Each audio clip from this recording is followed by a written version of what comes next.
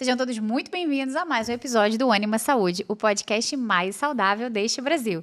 Nosso objetivo é trazer para vocês, semanalmente, informações através de profissionais altamente qualificados, porém com valores e propósitos muito bem estabelecidos. Sou a doutora Vanessa Vinck, a sua anfitriã, junto com... Dr. Diogo Vinck, espero vocês todas as quartas às 8 horas no Ânima Saúde. Gente, hoje o nosso convidado, ele é médico. E olha, médico psiquiatra, casado com a Andreia, pai do Rafael e da Joana e católico. Seja muito bem-vindo, Dário Leitão. Dário ou Dario? Dario. Dario Leitão. Seja muito bem-vindo, é um prazer enorme ter você aqui com a gente, muito viu? Muito obrigado, Vanessa, muito obrigado. Eu que fico, felizão com esse convite de Até vocês. que enfim saiu, né? É verdade. Caramba. Até que enfim. Foi uma missão, gente, vocês não têm ideia pra trazer aqui. O homem é procurado, hein? Aproveita e já começa a encaminhar. E qual vai ser o assunto? Bom, vamos começar, né? A gente vai fazer um spoilerzinho ali. Não? Vamos começar aqui pelo tema, principalmente perguntando Então tá bom. algumas Então, coisinhas. pra A gente já vai guardar a falar, para o pessoal começar a chegar aqui, eu tô vendo aqui, já pode deixar os comentários, já gostando do tema, né? Psiquiatria, quero ver, já começa a encaminhar daqui a pouquinho que eu vou soltar o tema para vocês. Maravilha. E a pergunta que eu queria começar é, por que psiquiatria? A gente conversa aqui, a gente formou no mesmo ano, né? 2009. 2009. E o auge era cirurgia e anestesia. Anestesia. É verdade. Era o grande auge. A medicina a gente vê que vai mudando, E né? Os temas vão né? mudando. Dermato. Mas dermato acho que não muda, também. né, cara? Não muda muito. Dermato sempre é Tá sempre ali, né? concorrido, sempre muito Eu querido. vejo hoje que a clínica, a parte cirúrgica começou a dar um declínio. E hoje a psiquiatria, para mim, é o grande chamariz, assim, pro recém-formado. Agora, a nossa geração, não. Eu queria saber por que a psiquiatria brilhou. Ainda bem que brilhou, né? Exatamente, brilhou os seus olhos. Brilhou. Veja, como é que eu começo a responder isso? Porque, realmente, é uma pergunta, assim, já para começar... Começar quente. Vamos lá, já abre o coração, né? Isso, Assim, exatamente. Você é um cara profundo, eu vou ter que aproveitar, cara. Não, cara, Diogo, assim, honestamente mesmo, eu era meio esquisito. Um cara meio esquisito, sabe? A coisa clássica do médico, da faculdade de medicina, sabe? Ainda que eu tenha tios, tenho muitos tios que são médicos, mas eles são da Paraíba, eles são de João Pessoa, sabe? Então, não tem uma proximidade, sabe? Então, digamos assim, eu não tenho uma certa história familiar, eu não tenho uma influência muito próxima, assim, do que é a figura do médico, que não a admiração da minha mãe pelos médicos, só isso, sabe? Quer dizer, só não, né? Porque não foi pouco. Então, quando eu estava na faculdade e via, digamos, o pessoal estudando com uma certa animação e eu, para eu estudar, cara, eu precisava botar um certo esforço, assim, era cansativo, nem todos os temas eram legais, eu gostava muito, sei lá, gostava de anatomia, a anatomia era muito divertido, assim, pegar nas coisas, mexer, aí esse interesse, né, faz o tema ser mais fácil de aprender, vamos dizer Podia assim. ter sido cirurgião, viu? Perdeu a verdade. grande oportunidade da vida. Mas veja, eu fiquei entre ortopedia e psiquiatria. Né? Bem próximo, né, cara? Ainda bem que você não é estranho, né? Na verdade, então, eu tinha uma certa estranheza, porque eu vi, assim, uma certa dinâmica de eu quero fazer isso, eu quero fazer aquilo, o meu pai tem a clínica tal e a minha mãe ela tem essa especialidade e tal. E eu me percebi assim meio, cara, eu não sei para onde, assim, cardiologia, legal, coração é legal, né, tal, mas o quê? Aí, de repente, surge a psiquiatria como algo realmente diferente, porque, sob certo aspecto, e isso é uma coisa interessante até para a gente conversar, sob certo aspecto, a psiquiatria é muito diferente do resto da medicina, mas, por outro lado, não. Por outro lado, não. É muita medicina, né? E o órgão-alvo é o cérebro, né? Mas, né, num primeiro momento, né, aquela coisa do exame psíquico, quer dizer, o médico clássico, né, tá lá o paciente deitado no leito e a gente vai examinando, aí coloca o estetoscópio, aí ausculta o coração e etc, né? E a psiquiatria não tem muito isso, né? Cara. O nosso exame físico não é um exame físico, é um exame psíquico. Quer dizer, então eu tô olhando o paciente e estou observando se ele está falando demais, se ele está falando muito rápido, se ele tem um comportamento esquisito, como se ele tivesse assim, estou conversando contigo, mas ele está Ou então ele está conversando, assim, a gente está conversando e de repente ele dá uma risadinha fora de contexto, sabe?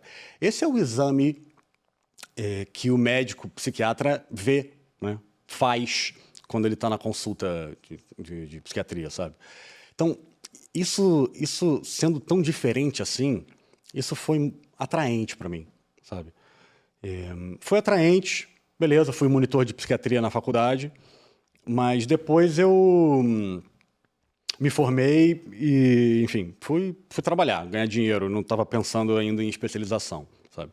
Só depois que eu casei, na verdade. Né? Depois que eu casei, aí, enfim, aí não dava para ficar vivendo vida de plantão, né? Foi aí que eu engrenei na psiquiatria, na especialidade. Maravilha. Maravilha. E hoje a gente trouxe aqui porque nós estamos vivendo tipo um boom das ditas doenças modernas, né, da atualidade, né? Um boom de ansiedade, um burnout, depressão. E hoje eu queria conversar com você bem especificamente sobre depressão. Tá? Então, será esse o nosso tema de hoje, pessoal? Começa a encaminhar já esse episódio, porque eu tenho certeza que se você não se identifica, com certeza tem familiares ou amigos ou pessoas que podem pode auxiliar muito, né? Todas essas informações que a gente vai passar aqui. Então, clica aqui, gente, começa a compartilhar esse episódio, envia no WhatsApp de vocês, em grupo de WhatsApp, em grupo da escola, começa já a enviar, porque isso aqui vai ser muito interessante e vai ajudar todos vocês. Solicitado, hein? Exatamente. Foi muito solicitado. E aí vamos conversar assim pelo básico, né? O que caracteriza a depressão? O que é a depressão, Dario? Tá, vamos lá. A depressão, ela é um transtorno mental. O que é um transtorno mental? Né? É um transtorno, é um conjunto de sinais, né, de sintomas que, quando a gente percebe esse conjunto acontecendo, vamos dizer, no mesmo momento, vou explicar melhor, mas quando ele começa a acontecer no mesmo momento, aí a gente dá esse diagnóstico de depressão. Esse conjunto de sinais e sintomas, ele é composto de quê? Porque, veja, eu tô triste há muito tempo, ou eu tô apático, ou eu me percebo sem energia já há um certo tempo. Será que eu tenho depressão? Olha, não ter energia para fazer as atividades habituais que normalmente, né, a pessoa está acostumada a fazer. Ou precisar de bem mais energia do que o normal para fazer as mesmas coisas de sempre. Perder o interesse ou prazer pelas atividades que antes eram prazerosas e interessantes. Né? Este, de fato, é um sinal, um sintoma de depressão. Mas não basta isso para a gente dar um diagnóstico de depressão. É preciso que haja outros sinais que, enfim, eu acho realmente que vale a pena a gente dizer aqui, mas, sobretudo para alimentar o imaginário do pessoal, para ter uma ideia, assim, caramba, acho que eu preciso procurar um médico para isso, né? Porque, veja, o nosso humor, o que é o nosso humor, né? É um certo estado de ânimo que fica por trás do que a gente está sentindo no dia a dia. Então, sei lá, acordei e já logo de manhã cedo eu dei uma topada com o dedão na quina da cama, no pé da cama. Aí, claro, isso me irritou, isso me chateou e tal. Isso não é propriamente uma alteração do meu humor, né? Isso eu fiquei chateado, fiquei com raiva, sabe? Tive um sentimento. Mas aí, saindo do quarto, sei lá, as crianças já estavam acordadas e fizeram uma festinha para mim. Aí eu fiquei alegre. Bom, beleza. Essas variações dos sentimentos, elas são normais. Né? O que acontece o humor é como um pano de fundo que, digamos, pode fazer com que a gente não reaja com uma intensidade proporcional. O que eu quero dizer com isso? As crianças fizeram uma brincadeira lá e foi muito divertido. De fato, eu sei que foi divertido. Eu até senti alguma coisa, mas ele é muito incipiente, muito leve, e logo passa. E não faz morada no meu coração, sabe? Uhum.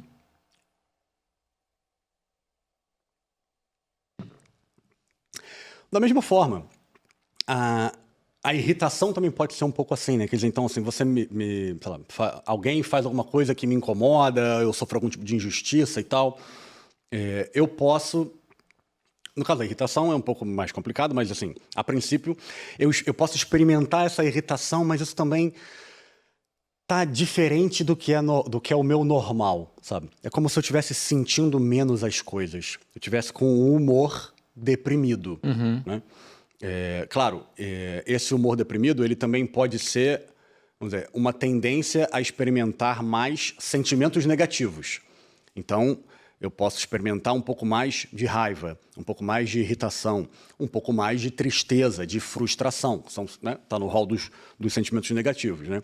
E menos satisfação, menos alegria, menos entusiasmo, né? Então, essa percepção do humor sendo tanto um rebaixamento e a gente não sentir muito as coisas, como um sentir mais os sentimentos negativos com mais intensidade do que os positivos. Isso daí, junto com a perda do interesse, do prazer que eu tinha falado antes, veja, esses são os pilares para a gente olhar com uma certa preocupação. Assim, essa pessoa pode estar, de fato, sofrendo de depressão. Maravilha. E aí, nessa pessoa, como que você chega e faz uma grande diferença de uma pessoa muito triste, por exemplo, que esteja com uma tristeza profunda? Porque às vezes foi o que você falou, né? A gente passa ali por vários sentimentos, mas às vezes aquela tristeza profunda, qual que é o limítrofe ali entre a tristeza realmente por alguns motivos, né? Sei lá, não tá bem com o marido, ou os filhos estão dando problema, mas que às vezes fica aquela tristeza, mas daqui a pouco melhora. Existe relação de tempo? Por exemplo, há quanto tempo, sei lá, X tempo que você tá tendo uma tristeza profunda que a gente consegue diferenciar essa tristeza de uma tristeza normal do teu dia a dia, dos problemas que vão acontecendo, ou realmente patológica com um diagnóstico de depressão? Tem uma relação com o tempo, sim, e é um tempo até bastante curto, são 2 semanas, né? Quer dizer, 2 semanas experimentando essa tristeza, e certamente a gente precisa falar um pouco melhor sobre essa tristeza, mas 2 semanas experimentando isso, junto com uma série de outros sintomas, a gente consegue dar o diagnóstico de depressão. Por exemplo, então, não basta estar triste, Sim. nem profundamente triste. Quer dizer, é preciso estar triste, perceber, por exemplo, que está com dificuldade de raciocinar, de tomar decisão, de agir, né? É preciso uma dificuldade de se concentrar nas atividades habituais, né? É preciso ter alguma alteração de sono, ou a pessoa tem insônia, ou está com muito sono, dificuldade de levantar cedo que antes não tinha, ou uma sonolência durante o dia, ou então, né, uma insônia, né, que pode ser tanto para começar o sono, como acordar no meio da madrugada, como pode ser acordar muito mais cedo do que o habitual, né? Alguma alteração na alimentação, então a pessoa perde a fome, né, ou então começa a comer demais, né? A questão da perda do interesse por outras atividades, porque, veja, a gente pensa numa tristeza profunda, vamos pensar, sei lá, no falecimento de um ente querido, sabe? Então, quando a gente se lembra do nosso ente querido, sente falta dele, vamos dizer, faleceu há 1 semana, né? Há poucos dias, né? É claro, se a gente se lembra, a gente vai ficar triste, vai ter saudade, pode até enfrentar, naquele momento, alguma certa apatia, um desalento, né? Aí você quer ficar quase chafurdando um pouquinho na tristeza também, sabe? Sentar no sofá, chorar um pouquinho e tal. Mas o normal é vencer isso. Passa por esse momento, mas ele não está ocupando todo o tempo do seu dia. Você pode até se lembrar com muita frequência do falecido e tal, mas isso não te impede de fazer as tuas atividades habituais, sabe? Agora, se você nota que fazer essas atividades habituais está requerendo muito mais esforço do que o habitual, isso, de fato, é um sinal, né? Não isolado, é preciso ter essas outras coisas que eu pontuei aqui, né? Alguma letargia, né? A pessoa está mais devagar mesmo, sabe? Ou então tem uma certa aceleração, tá inquieta, tá agitada. Aí eu faço um parênteses aqui. Se a pessoa está agitada, com insônia e está experimentando muita tristeza, ela pode ter depressão. Se a pessoa está sem energia, sonolenta, lenta, ela também pode ter depressão. Quer dizer, o que a gente percebe é quase que o oposto, mas o diagnóstico é o mesmo. Isso mostra que a depressão, ela não é, digamos, um transtorno tão simples assim da gente diagnosticar. Porque ele é muito heterogêneo, né? Você vê, dois quadros aparentemente opostos com o mesmo nome, o mesmo diagnóstico, sabe? Então, bom, enfim, tem até a depressão típica, a depressão atípica, a depressão melancólica, e ao longo do tempo esses tipos de depressão foram recebendo sobrenomes, vamos botar assim, sabe? Mas é só para revelar assim que é um transtorno complexo do comportamento, não é uma coisa assim tão simples. E é possível diagnosticar em uma consulta? Um quadro de depressão é possível diagnosticar numa consulta, sim. Vamos dizer, a princípio, a gente se fizer uma investigação direta, normalmente é possível, sim, a gente conseguir formar esse diagnóstico, ou pelo menos uma suspeita muito provável de que se trata de uma depressão. Claro, o sobrenome da depressão, né? Sim. Por exemplo, se é uma depressão unipolar ou bipolar, aí não necessariamente, mas pelo menos a gente tem um grau ali. Tem um diagnóstico inicial ali. E geralmente esse paciente que chega em você, ele já chega num grau mais avançado, como é que é essa busca para o psiquiatra? Porque antigamente, voltando à psiquiatria, tinha um certo preconceito. Eu sou maluco ou não. Como é que é hoje essa busca? O paciente... Chegam muitos pacientes, de repente, só com uma crise de ansiedade, acha que está com uma depressão ou não, ou geralmente eles têm quadros depressivos que vão diretamente para o psiquiatra? Olha, eu diria que chega de tudo, né? Chega tanto aquele paciente que está deprimido há 2 anos, mas é uma depressão leve, quer dizer, ele consegue levar a vida, mas é uma vida um tanto arrastada, sabe? Como se quem tivesse com uma bola de ferro presa no pé, sabe? Então tudo tem uma certa dificuldade, mas ele, digamos, se habituou a viver assim. Sei lá, como um obeso, pensando num obeso.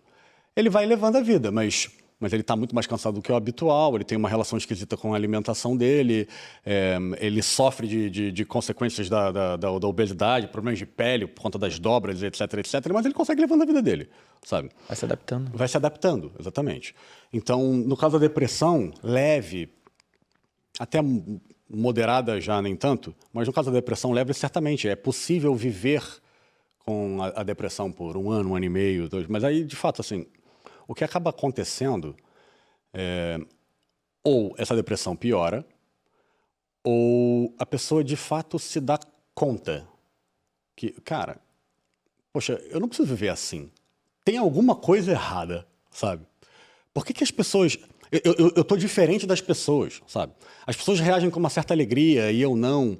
Quer dizer, muitas vezes esse período longo que leva uma pessoa a buscar, sim, tem a coisa da adaptação, porque como os sintomas da depressão, eles são sintomas que a gente tem uma ilusão, que até certo ponto não é uma ilusão, de controle, sabe? Então, eu tô cansado.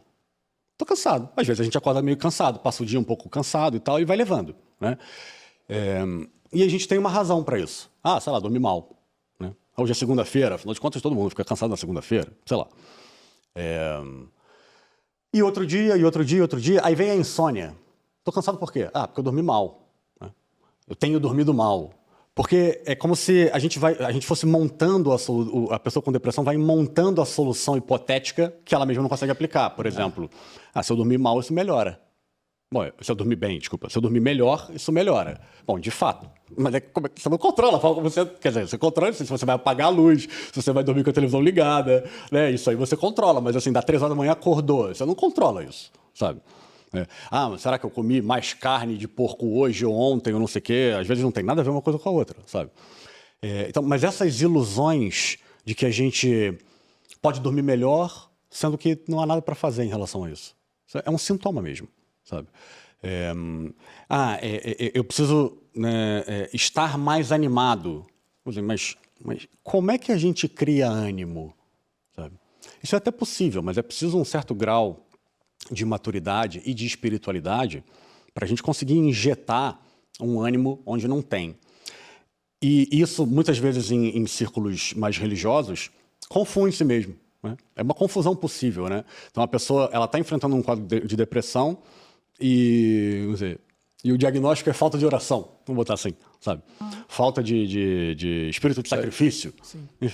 E, bom, uma coisa não exclui a outra. A verdade é essa. Né? Porque, enfim, é possível ter, de fato, as duas coisas, mas a gente... É preciso ter um olhar um pouco até mais técnico mesmo, para a gente não confundir. Porque, veja, uma pessoa que falta oração, ela não mudou a alimentação dela, sabe? Não tem insônia por causa disso, sabe? O que proporciona todos esses outros sintomas para formar esse conjunto do diagnóstico da depressão, a gente não pode botar simplesmente na conta de uma relação, digamos, imprópria com Deus, sabe? É muito pouco. Sim. Sabe? Que é um conjunto, né? Exatamente. Eu vejo muito, é muito comum também os pacientes criarem razão para tudo. Né? Foi o que você falou, essa questão da ilusão ali. Eu tô cansado por causa disso. Eu não tô comendo bem por causa disso. Sempre tem uma desculpa também, né? Eu vejo hoje em dia as pessoas estão se adaptando a viver mal, achando que é normal viver cansado, prostrado, sem sono, e sempre tendo uma razão. E aí acaba, de repente, até protelando esse diagnóstico, a busca do médico, do psiquiatra por causa disso. Foi por causa disso. Porque ano passado eu estava numa residência, muito estresse. Aí no outro ano passei por um outro problema. E aí a pessoa vai protelando. Você vê isso aí também, essa dificuldade das pessoas. Sem dúvida. Agora, eu também vejo isso como uma dificuldade fruto de uma ignorância, sabe? Porque, sei lá, qualquer pessoa não, mas assim, vai fazer um exame de sangue com um check-up, aí você... Tá ali, né? Tá ali. Aí tá lá, o colesterol tá alto. A maioria esmagadora dos brasileiros vão ver lá um colesterol alto, assim, bom, eu tô com algum problema. Né? Quer dizer, isso aí é uma percepção, assim, isso aí é um conhecimento que está difundido, então... Né? Aumentou a circunferência abdominal, começou a fazer uma pança ali e tal, não sei o quê. Aí, se não ele, mas a esposa, você tem que se cuidar e tal, não sei o quê. Quer dizer, existem alguns elementos que já estão no nosso imaginário que revelam um sinal de doença. Né?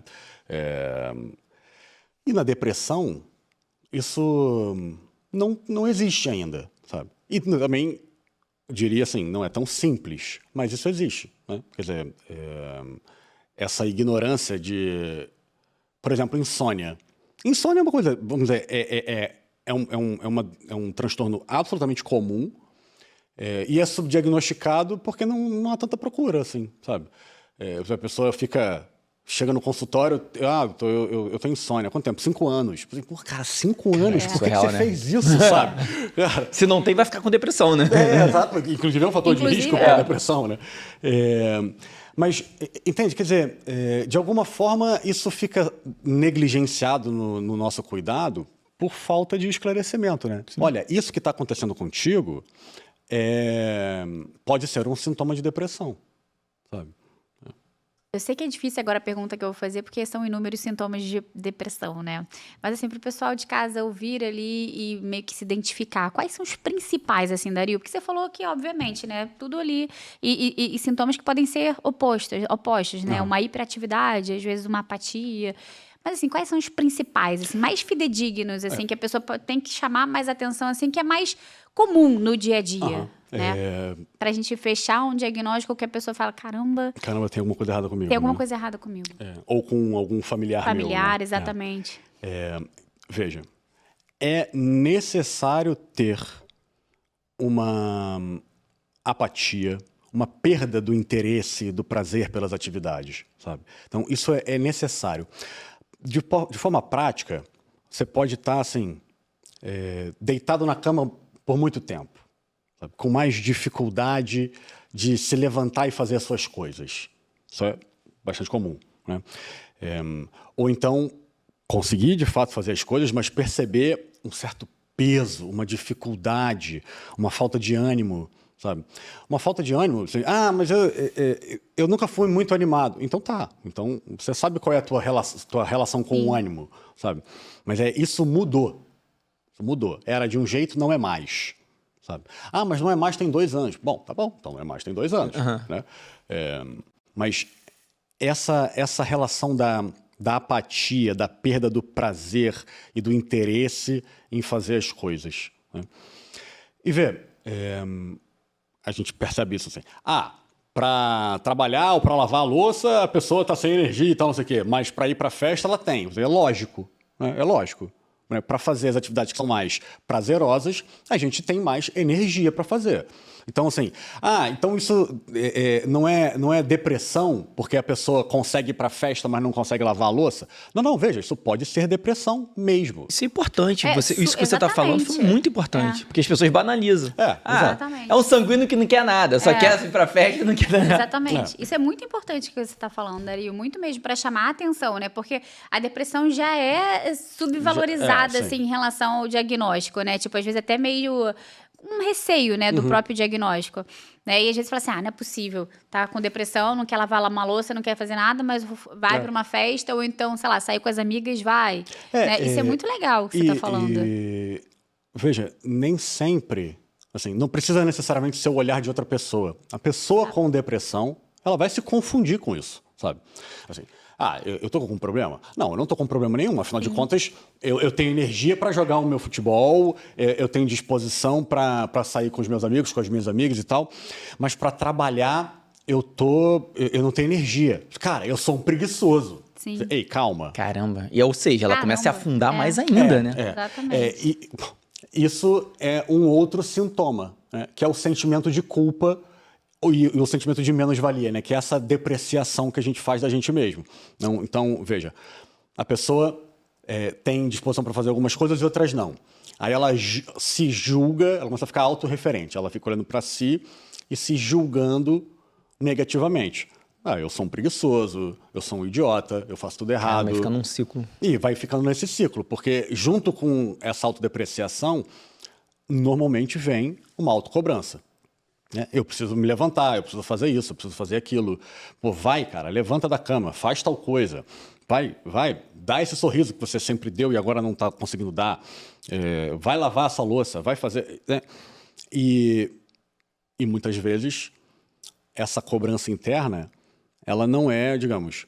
A pessoa não consegue corresponder perfeitamente. Então, tudo aquilo que ela deixa de fazer entra na conta para piorar a frustração e piorar o sentimento de culpa. Né?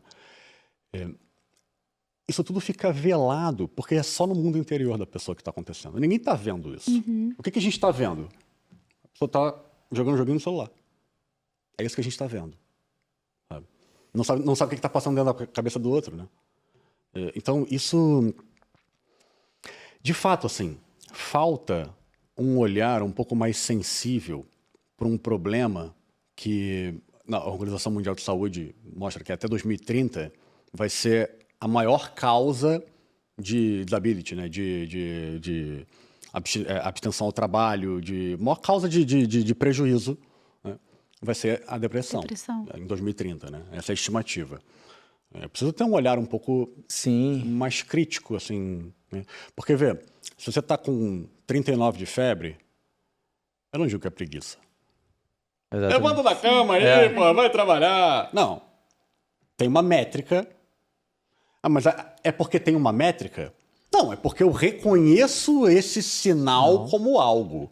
Entende? Então, veja, assim, se você está há 6 horas mexendo no celular, eu posso reconhecer isto como um sinal. Se me é ensinado que não é normal ficar 6 horas jogando joguinho. Entende? Que não é normal ficar 6 horas, se você não trabalha com isso, mesmo que trabalhe, mas que não é normal você ficar 6 horas numa rede social. Sabe? Isso não é normal. Né? Passar o sábado inteiro, né, deitado na cama, mesmo que esteja, não, eu estou descansando, mesmo que tenha um argumento.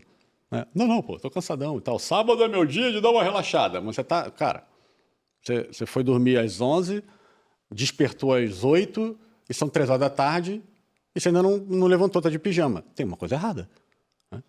Isso é um perigo. A gente vive uma época hoje, o que a gente comenta muito aqui no Ânima Saúde, as pessoas também só querem dar diagnóstico com exames. E aí? Nesse caso, não tem exame. Não tem. Não tem exame. Não tem exame. É uma boa anamnese. Diagnóstico clínico total, né? Clínico, totalmente clínico. Total. E com vários sinais e sintomas. Sinais e Com vários sintomas. sinais e sintomas Ou seja, que tornam uma coisa complexa. é uma consulta longa, é um olhar profundo sobre o paciente. Tem que sair daquela coisa básica porque, caramba, é muito sério. E essa questão da depressão, foi o que nós falamos, as pessoas associam a depressão somente àquela pessoa que está afundada, né? Ou seja, que não sai da cama, Aí sim tem depressão. A grave. Uhum. E aí que tá. Existem vários tipos que você citou. Eu queria que você explicasse rapidinho, pincelasse um pouco dos tipos de depressão, porque as pessoas só ficam associando isso. A pessoa que está afundada na cama tem depressão, mas não os outros tipos de depressão. Que existem diferentes tipos, né? Tipo, os sobrenomes. Sobrenomes Das né? depressões. Veja, a gente pode, primeiro, classificar em dois tipos, que é o tipo unipolar e o tipo bipolar. Certamente, alguém já deve ter ouvido falar de um diagnóstico chamado transtorno afetivo bipolar. Né? O transtorno afetivo bipolar, ele também é um transtorno do humor, assim como a depressão também é um transtorno do humor. E muitas vezes o transtorno afetivo bipolar, ele tem como característica a pessoa ter episódios de depressão. Muitas vezes o transtorno bipolar ele é só uma grande depressão com pequenos momentos de melhora, ou muitas vezes essa melhora muda para um outro extremo, muda para um outro quadro, tão disfuncional quanto que seria a mania, né? A euforia, o aumento da irritabilidade, o aumento da energia e assim por diante. Então, veja, a gente pode primeiro separar a depressão em unipolar e bipolar. A diferença é se o paciente enfrenta só a depressão sem essas mudanças de características, ou se ele enfrenta essas mudanças de características. Né? Então tá. E como é que a gente sabe a diferença? Bom, o paciente chegou, primeira vez, primeira consulta, e ele tem um diagnóstico, assim, ele tem sinais e sintomas de depressão. Como é que eu sei se é unipolar ou se é bipolar? Eu não sei. Eu posso estimar através da história, né? Então a gente vai conversando, eu sei da história dele e tal, parará. De alguns fatores de risco, né? Se tem familiares assim, ou assado com determinadas doenças e tal. Isso me estima, né, se essa depressão ela é bipolar ou se ela é unipolar. Por que é importante saber? Porque o tratamento muda, né, basicamente. Tudo bem. Essa é a depressão bipolar. A depressão unipolar nada mais é do que apenas esse estado desses sintomas de depressão. Né? Com a apatia, a anedonia, né? A perda do interesse e prazer e tal, e esse humor que é rebaixado, né? Ele fica mais aplainado e a gente não sente mais muito as coisas, ou sente mais sentimentos negativos. Né? Esses são, vamos dizer, é o centro da coisa, é o núcleo. Sabe? Uhum. Se a gente experimenta um monte de sintomas daqueles outros, né? Insônia e uma mudança da relação com a comida, tal, mas não tem essa anedonia, essa perda de interesse, ou esse humor rebaixado, então a gente não dá o diagnóstico de depressão, tem que investigar outra coisa. Tá? Agora, dentro da depressão unipolar, é aquilo, né? Uma pessoa que tem sonolência durante o dia, né, encostar em qualquer lugar ela dorme, né, de noite ela fecha o olho para deitar na cama, ela dorme a noite inteira. Muitas vezes acorda de manhã com uma certa sensação de que o sono não foi reparador. Né? Você acorda, poxa, eu precisaria de mais umas 2 ou 3 horas de sono para estar revigorado. Né? Mas não está, porque a vida chama, né? Alguma alteração com a comida que normalmente está associado com comer mais ou ter mais fome, ter mais interesse por comida, e alimentos que são mais ricos em carboidratos, alimentos mais gostosos, mais hiperpalatáveis, né? uma certa perda cognitiva, né? Uma certa dificuldade de concentração, que muitas vezes é confundido com TDAH, né? Doutor, eu não consigo mais me concentrar, eu estou pensando numa coisa, daqui a pouco a minha cabeça vai para outro lugar e tal, e como entrou em voga também, vamos olhar para o transtorno de déficit de atenção, então às vezes isso é confundido. Tem uma depressão leve que tem uma perda, uma dificuldade de concentração, uma dificuldade de tomada de decisão e tal, isso pode ser confundido com TDAH, né? É um diagnóstico diferencial. Assim, são as duas coisas bombando, né? Essas duas coisas estão bombando, né? Junto com a ansiedade, né? E o autismo mais para a infância, né?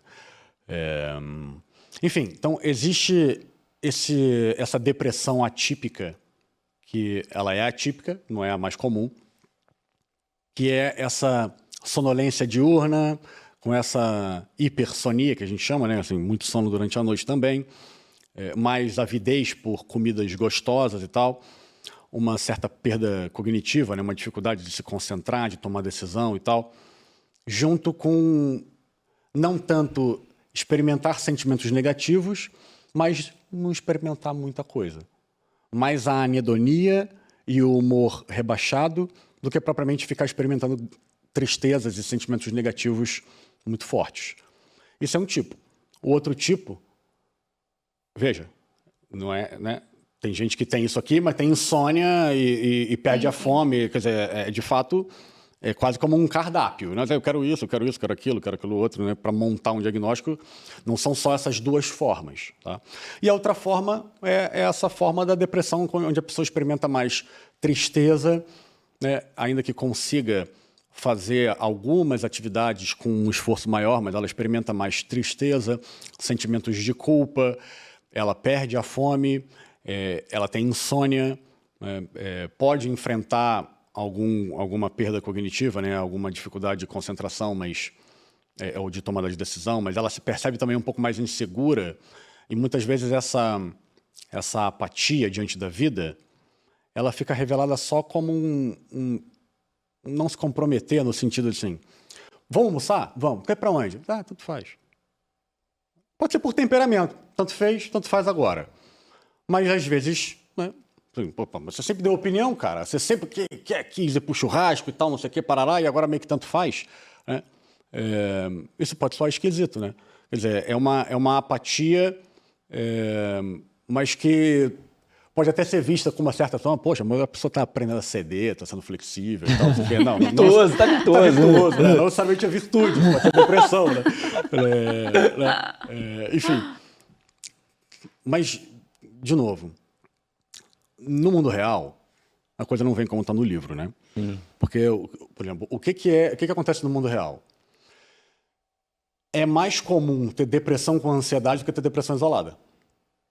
Então a pessoa experimenta os sintomas de depressão junto com sintomas de ansiedade, sabe? Sintomas de depressão com, de fato, déficit de atenção e hiperatividade, sabe? A comorbidade, quer dizer, a associação entre dois diagnósticos, ela é mais comum do que ter um diagnóstico só. Na psiquiatria, a regra é a comorbidade, né? Se você pega um paciente que tem uma depressão e não tem outros sintomas, você diz, nossa, caramba, que fácil, que livro, o que eu não estou vendo? O que passou? O que passou aqui? Eu preciso rever isso, é só isso mesmo? Sabe? Agora, essa relação com o TDAH é complicada, né? Porque foi o que você falou, existe hoje muito diagnóstico como esse, e quantos não estão sendo diagnosticados e a origem do problema é uma depressão, né? Sim. Mas, para a gente tratar, tem uns protocolos que, por exemplo, funcionam, né? Você recebe um paciente e percebe que ele tem depressão e percebe que ele tem déficit de atenção, TDAH. Uma depressão com ansiedade e tal, aí esses sintomas de ansiedade, eles nos confundem com TDAH, né? Então, porque uma pessoa ansiosa, ela necessariamente tem problema de concentração, ela necessariamente tem problema de prestar atenção, de foco, porque a cabeça dela está sempre assim, antecipando, né, a ameaça, né? Então, quem tem transtorno de ansiedade generalizada, no fim das contas, tem medo do futuro, né? Então, o futuro é sempre meio ameaçador. Então, eu preciso fazer as coisas com certa urgência. Eu estou preocupado, tenho uma preocupação excessiva. Eu tenho uma expectativa apreensiva em relação às coisas que vão acontecer. Então, eu preciso resolver logo as coisas aqui com uma certa pressa e tal. E eu estou meio, né, com nervos à flor da pele, tipo gato escaldado, sabe? E isso provoca sintomas que são parecidos, de fato, com o TDAH. Sei que a gente está mudando um pouquinho o tema, né? Não, imagina, isso está sendo super, super benéfico mesmo para... E em casa, né? Imagina, tem o diagnóstico, ou mesmo se acha super agitado, hiperativo, desatencioso, né? Ou então não consegue prestar atenção nas coisas, toma lá um diagnóstico de TDAH e às vezes é um transtorno de ansiedade. Já começa a medicação e até melhora ali a agitação, mas no fundo o iceberg está desse tamanho. Exato. Isso que você falou é muito importante, né? Esses transtornos, essas doenças neuropsíquicas, elas geralmente são associadas. Elas geralmente são associadas. Não tem só uma depressão, que já é muita coisa, né? Mas geralmente tem outras comorbidades neuropsíquicas associadas, né? Não acho, assim, pode não ser muito benéfico aqui, mas de fato, assim, é importante comentar, sem criar nenhum tipo de pavor, assim, é que existe uma certa limitação do próprio diagnóstico da psiquiatria, sabe? Pensa que os diagnósticos da psiquiatria, vamos dizer, no modelo como é hoje, né, Manual de Diagnóstico Estatística e tal, começou no início do século XX, 1900 e bolinha, né? Com o primeiro Manual de Diagnóstico Estatística que foi sendo atualizado ao longo do tempo até hoje que a gente tem o DSM-5 revisado, né? O modo de fazer diagnóstico ele é observacional. Qual é o fenômeno que eu estou vendo, né? Então, a pessoa está deitada na cama, a pessoa parou de tomar banho, né? Quando eu converso com ela, ela diz que ela é a pior pessoa do mundo e que ela acha que se ela morresse seria bom para as pessoas à volta dela. É isso que eu estou vendo, esse é o fenômeno que está se apresentando para mim. Então então a gente vai classificar isso daí. Quando são esses... a pessoa não está dormindo, né? Aí a gente agrupa ali, né, estatisticamente, inclusive, né? Poxa, se a pessoa tem esses sintomas todos aqui, então a gente vai dar o nome de depressão. Se a pessoa tem outros sintomas ali, a gente vai dar o nome de ansiedade. E assim por diante. É o fenômeno que está se apresentando para mim. O que aconteceu foi que, com o avanço da tecnologia, a gente começou a estudar e a conhecer melhor o cérebro, né? Aí, o psiquiatra, ele fica com duas formas de analisar os sintomas que nem sempre casam, né?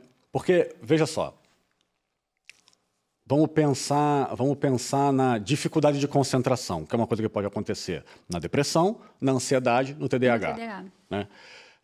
A dificuldade de manter o foco, né, num determinado objeto, né, tem relação, sobretudo, com a capacidade de inibir os outros estímulos. Uhum. Então, seja inibir os estímulos dentro da minha cabeça, né, um monte de pensamento pipocando e tal, isso aqui. Não, calma, eu quero prestar atenção no seu óculos, sabe? Então, eu estou prestando atenção no teu óculos, mas já vem na minha cabeça, sei lá, a lembrança do meu óculos e tal, não sei o que, eu tenho que refazer, meu óculos está sujo, etc. Blá, blá, blá, blá, blá, blá. Meu Deus do céu. Isso pode me tirar o foco de prestar atenção na armação e tal, parará, entende? Então, a capacidade da gente prestar atenção numa coisa só tem uma íntima relação com a capacidade da gente deixar para lá um monte de coisa, né? Tô lendo um livro.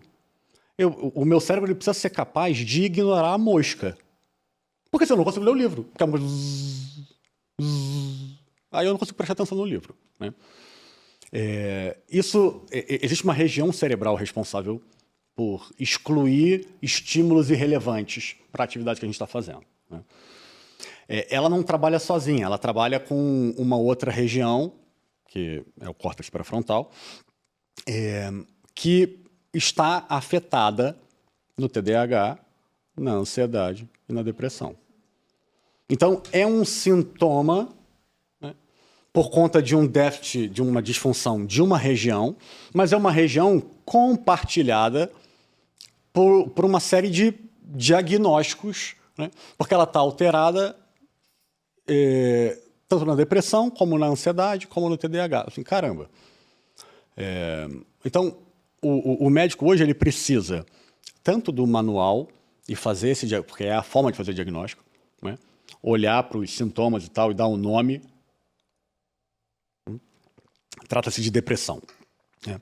E, ao mesmo tempo, precisa conhecer a região cerebral afetada que está mostrando aquele sintoma. Como se a gente precisasse juntar os sintomas para dar o diagnóstico e depois separar de novo, para tratar.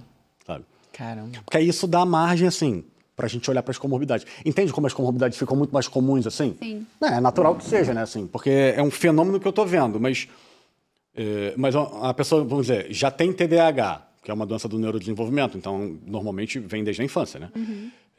A gente só consegue dar o diagnóstico depois de 6 anos, mas há sinais, né? Então, a pessoa tem TDAH. Uma pessoa com TDAH, ela tem mais chance de desenvolver depressão, por uma série de motivos. Tá? Então, ela já tem uma disfunção naquela região, né, que, vamos dizer, não é tão grave assim a ponto da mãe levar no médico, mas também não é tão leve assim a ponto da própria pessoa conseguir criar os mecanismos para lidar com aquilo. Então ela vai meio que empurrando com a barriga, repete de ano, cola na prova, estuda de véspera sempre, e está sempre meio ansioso, aí começa a construir um certo imaginário que ela não é capaz de fazer as coisas, porque ela se acha meio burra e tal. Não tem nada a ver com inteligência, TDAH, inclusive, mas isso vai criando um certo imaginário, assim, né? A pessoa, pô, eu tento fazer as coisas e não consigo, né? Eu tento me lembrar, aí é o esquecido, aí toma bronca porque esqueceu a porta da geladeira aberta, e o fogão ligado, sabe? Essas coisas acontecem mesmo, né? E não consegue engajar nos planos e nas atividades. Não, agora vai, então eu vou entrar no karatê. Aí faz um mês e para. Né? Você vê como isso é, né? Isso é falta de perseverança? Isso é TDAH? Você vê como... Isso é tema para um podcast, inclusive. Não, é Não, enorme, total, porque a gente está hoje no mundo polarizado. Ao mesmo tempo, tudo é frescura. Ao mesmo tempo, tudo é doença. E aí? Olha que complexo Cara, a importância do seu podcast hoje. Vamos porque isso realmente, assim, veja, a medicina ganhou uma força tão grande que a gente precisa de um diagnóstico para tudo. Então, veja, vamos pensar na preguiça. Preguiça, né? Um vício, né, da nossa alma, né? Quer dizer, é uma tendência humana à preguiça, né? Tá. A preguiça digamos, essa apatia, estava falando agora, né? É uma certa apatia, é a dificuldade de você botar a tua vontade em ação, no fim das contas, né? Você não consegue botar a tua vontade em ação, quero isso, vou lá e faço, né? Quer dizer, no fim das contas, a preguiça, ela te dificulta a escolher e a aderir ao bem mesmo. Aí você prefere ficar na cama ao invés de lavar a louça, né? Mas então, quando a gente olha para a preguiça... Porque quando a gente fala de preguiça, a gente está fazendo um juízo moral. Porque isso vem junto, está no nosso imaginário fazer um juízo moral disso, né? Agora, eu posso dar um diagnóstico de depressão falando que trata-se de preguiça se a gente olha para a preguiça de uma outra forma. Se é uma tendência da natureza humana, a pessoa pode estar escravizada nessa tendência. Mas é claro, assim, eu estou falando assim... Na verdade, vocês vão ter que cortar isso aqui, porque isso vai confundir mais as pessoas do que qualquer coisa, né? Mas isso... Entende? Se a gente olha para os vícios como inclinações da nossa natureza, e muitas vezes essas inclinações, elas são tão fortes por falta de conhecimento, então falta de desenvolvimento de virtude, que ela nos escraviza. Então a gula vira uma compulsão alimentar. Por que não? É uma compulsão alimentar. Né? Inclusive a pessoa ela tem compulsão e consegue fazer o juízo disso, assim, eu preciso parar de comer, mas ela não consegue, ela está comendo e pensando, cara, chega de comer, assim, já deu, eu vou começar a passar mal daqui a pouco, e continua comendo. Isso é uma escravidão, para pensar. Né? A grande importância é entender que tem uma alma ali por trás. E se você ficar refém disso, você vai levar à depressão. Se ficar refém desses prazeres. Aí você vê como isso vira um balaio de gato, cara. Um balaio de gato. Porque a gente está falando sobre temas que, a princípio, eles não se comunicam, não conversam. Não sentou aqui um teólogo e um antropólogo clássico para a gente falar sobre transtornos mentais e virtudes, entende? Falar sobre essas tendências naturais humanas que, se a gente não luta contra, a gente vai morrer escravo. É isso, né? Eu queria até emendar, porque hoje vários estudos mostram que o Brasil é a grande, o número 1, né? De depressão campeão e de ansiedade. E até trazendo essa questão, você falou um pouco das virtudes, tem relação com isso? Um país com falta de virtude tem encaminhado isso? Ou não? Montou uma fogueira. É isso. Atirou Vai, o fogo, que resolve, agora vai. resolve. Agora vai. Agora vai. Agora Na vai. verdade, você montou, agora eu vou. Você me deu. Você só riscou forte. Só né? risquei. Mas por que, primeiro, o Brasil tá nesse patamar enorme? Porque não adianta, a gente precisa trazer o dia de hoje. Por que tem tanto? Ok, agora, a gente se pega no momento que a medicina avançou pra caramba, mas na psiquiatria avançou tanto assim, como a gente fala muito sobre endometriose. A gente tem feito um diagnóstico, porque a medicina avançou aqui. Na psiquiatria, ok, mas a gente não tem exames palpáveis, que eu tô querendo dizer, uma ressonância para dar um diagnóstico de endometriose. Ou seja, a doença tem aumentado muito esse tipo de doenças. Né? E o porquê o Brasil? Tá. As inferências que a gente pode fazer. Galera, aqui, pode beber uma água. Acho que deu um nó aqui em todo mundo. Vamos respirar. Mas é psiquiatria. Então, o que ele falou que Até é endometriose estranho. entrou no meio do caminho. Mas até endometriose tem relação também com depressão, tudo. né? Tem. Mas a medicina é assim, gente. A medicina é assim mesmo. Né? Tanto que antes, né, a gente assim, lembra, a pessoa tem sintomas de depressão. Aí você precisa excluir causas orgânicas. Né? Então você faz um exame da tireoide. Tireoide normal. Então tá. Então não tem causa orgânica. Veja, a disfunção do cérebro é uma causa orgânica. Né? A gente só não está vendo. Só que não vê, A gente só não tá... Assim, não está vendo, mas já estamos vendo. É que não tem uma aplicabilidade de fato clínica, sabe? Justamente porque a forma de fazer diagnóstico ela é fenomenológica, é o fenômeno que a gente está vendo. Né? Mas, quando eu explico aqui, né, qual é o problema, onde é que está no cérebro a disfunção que leva a pessoa a ter dificuldade de concentração e tal, de atenção e ao mesmo tempo depressão, quer dizer, foi um exame de imagem que possibilitou a gente ver isso. Né? Só que ainda não tem uma aplicabilidade clínica relevante, né, para o tratamento e tal, salvo... Mas, por exemplo, os testes farmacogenéticos, eles têm. Quer dizer, não para dar o diagnóstico, mas para mostrar alguma alteração genética que, digamos, pode favorecer, ajuda a gente a pensar, né? Tanto no diagnóstico como no tratamento. Né? Então, se a pessoa ela não vai responder bem porque ela metaboliza de certa forma tal medicamento e tal, então a gente opta por isso, opta por aquilo. Quer dizer, existe já uma tecnologia de informação aplicada à psiquiatria que não é apenas, não desfavorecendo, porque não é mesmo, para desfavorecer, não apenas o exame psíquico, né? A anamnese, o conversar e o estar de frente com o paciente e tal. Hoje a gente já... E cada vez mais, né? Cada vez mais. Em algum momento, um futuro não distante, a gente vai fazer um diagnóstico por imagem, assim. Sim, não tem dúvida. E esse aumento, esse boom de depressão, você associa ao quê? Olha... Me assustou o Brasil ser. O Brasil ser um... Né, o campeão das ansiedades, né? Eu vou falar o que diz a literatura, tá? Sim. Para não errar.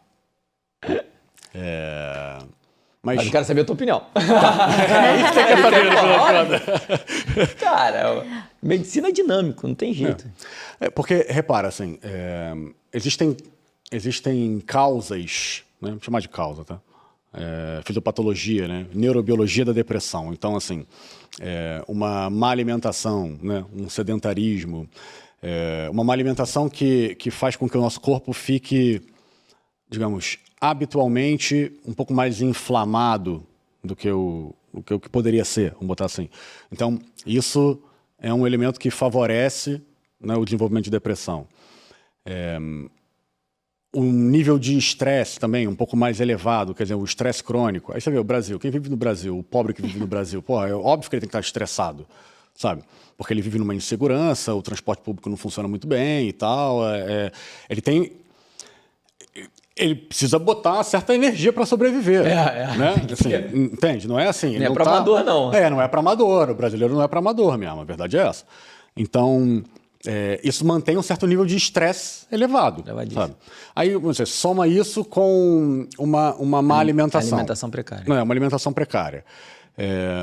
Seja por desleixo, ignorância, dificuldade de acesso, mas é o fato, uma alimentação precária. Né? O estresse, né? O manejo do sono, que é algo que interfere também. Quer dizer, se você dorme do lado da linha do trem, você vai estar sujeito a dormir pior do que quem dorme no alta montanha, né? É lógico, né? Todos esses elementos, eles são fatores de risco para a depressão. Não só depressão, transtornos mentais, assim, mas a gente está falando de depressão. Eles são fatores de risco para o desenvolvimento da depressão. Né? A insegurança, né? A insegurança presente, a insegurança em relação ao futuro, esse estado de alarmismo, né, que a gente vive. E é muito fácil perceber o estado de alarme, é só ligar a TV. Você liga a TV, eu não sei quem foi, algum escritor, que eu esqueci o nome, infelizmente, não se noticia na TV que 170 milhões de brasileiros chegaram sãos e salvos em casa. Né? A gente só fica sabendo aquele caso que não chegou. Né? Então, a mídia, de fato, assim, o principal veículo que faz a gente estar em contato com o mundo externo, ela, por definição própria do que é a mídia hoje, ela nos informa a exceção, não a regra. E a exceção... Caos. A exceção é o caos. Quer dizer, existe um princípio de ordem, de fato. Assim, a maioria das pessoas chega em casa são e salvo. Né?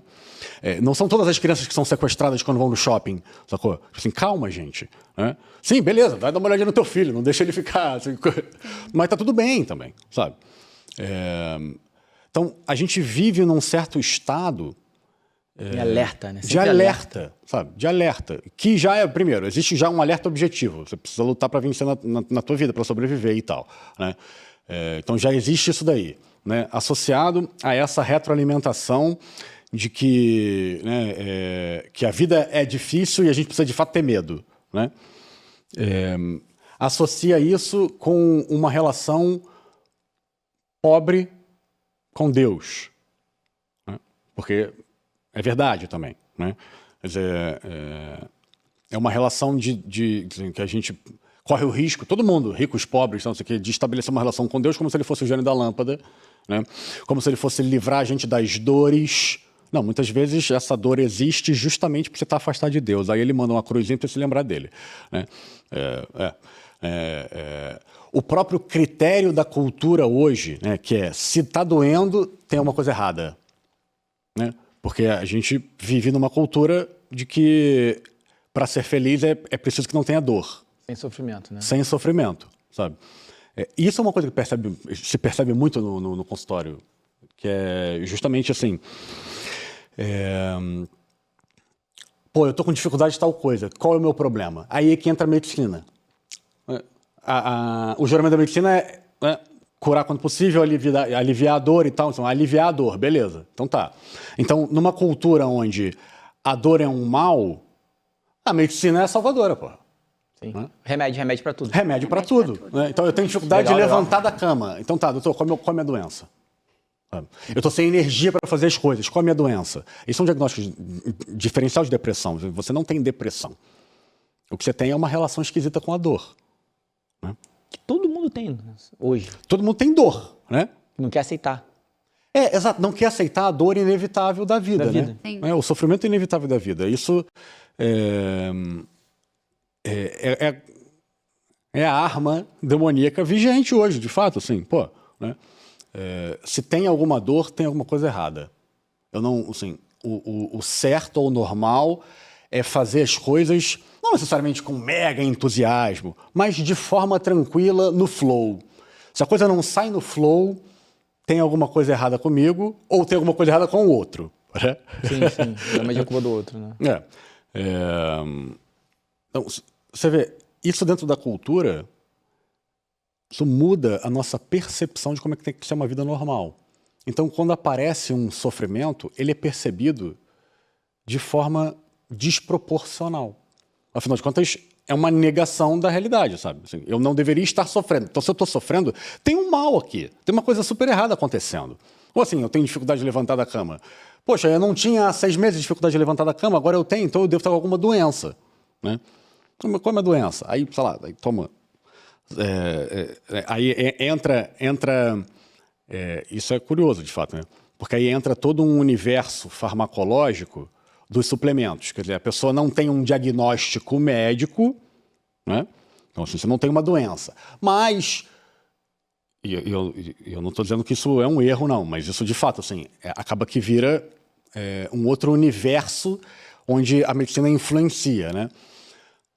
Então, você não tem uma doença, você não tem uma anemia. Você não tem uma anemia.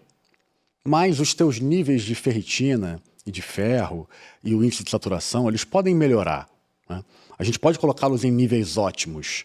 Quer dizer, a medicina novamente ocupando um espaço, intervindo. Sim, né? sim. Sim, pode se mostrar assim, caramba, ajudou, funcionou, realmente. Mas se a relação da pessoa com a dor não mudar, então daqui a pouco ela vai falar de outro problema, né? Vai falar de outra coisa que dói. Porque Ela vai mudando. ela vai mudar. Exato. O que deve ser uma abordagem muito complexa. Por isso que eu joguei ali, aquela hora ali, acendi a churrasqueira, porque não dá para você abordar sem ter um mínimo dessa visão ali do sofrimento mesmo, né? Do sofrimento inevitável da vida. Porque muitos não conseguem, porque que aí pode ser uma das causas, o que está causando esse boom de depressão, porque as pessoas não sabem. A gente vive hoje um mundo muito fácil, essa é a realidade. Nós fomos outro dia lá no palácio lá, da Princesa Isabel, lá em Petrópolis, né? Princesa Isabel. Cara, não tinha ar-condicionado, sabe? Não tinha sério isso. Não tinha ar-condicionado. E tinha que sair do Rio, subir, cara, um calor absurdo. Hoje, pelo amor de Deus, eu falando, a gente não suporta o mínimo de um calor. Então, deve ser uma abordagem muito complexa de você abordar esse ponto da pessoa sair de si ali e saber viver esse sacrifício do dia a dia, que é a vida. E, caramba, é a depressão. E quanto isso leva aqui?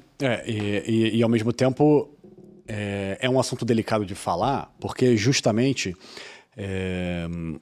as pessoas, elas podem tender a uma polarização, né? Sim. Quer dizer, tudo é doença, nada é doença, né? E não é assim.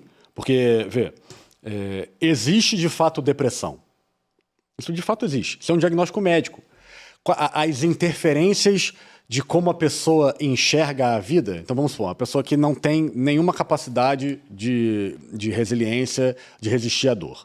Pensa naquela criança assim, o mais mimada possível, sabe? Assim, tá calor, mamãe, tá calor. A gente está na rua e eu preciso de um ar-condicionado. Mas, meu filho, a gente está indo em direção ao futebol que você quer jogar. Não, mas é um absurdo. Está calor e eu quero um ar-condicionado para mim aqui, tipo, portátil. A criança não tem nenhuma capacidade de lidar com o incômodo, com a frustração, tá? Vamos pensar num cenário absurdo, tá bom? Num cenário absurdo, o que acontece com ela é de fato um nível de sofrimento. Ela está de fato sofrendo. Pensa em algo assim, na tua vida, assim, cara, se isso acontecesse comigo, seria um baita de um sofrimento, né? Contigo, é pessoal, é subjetivo, né? Seria assim, cara, eu ia me desfazer, eu não ia conseguir lidar com isso, eu ia pirar, eu ia enlouquecer, eu não ia conseguir, não ia ter força nem de recorrer a Deus, sabe?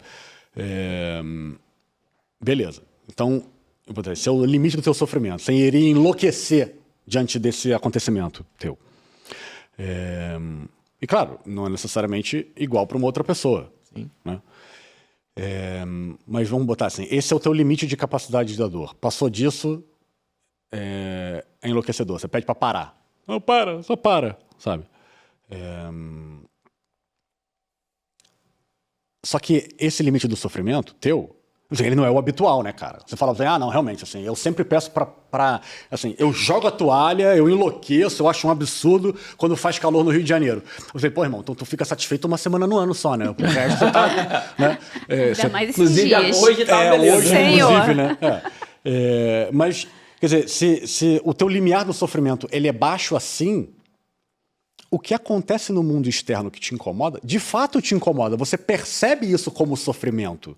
Não é frescurinha, é dor, sabe? Então tem gente que tem limiar de dor diferente, né? Sei lá, eu dou um beliscãozinho, Aí tem um incômodozinho, né? Eu dou um pouquinho mais forte e tal, não sei o quê, e de você, seu é diferente. Né? E tem um monte de variáveis que vai interferir nisso. Né? Então, vê, aquilo que a gente percebe como dor, como incômodo, quando eu digo dor, incômodo, sofrimento, tal, frustração, raiva de si, raiva do outro, quer dizer, as coisas estão dando errado. Né?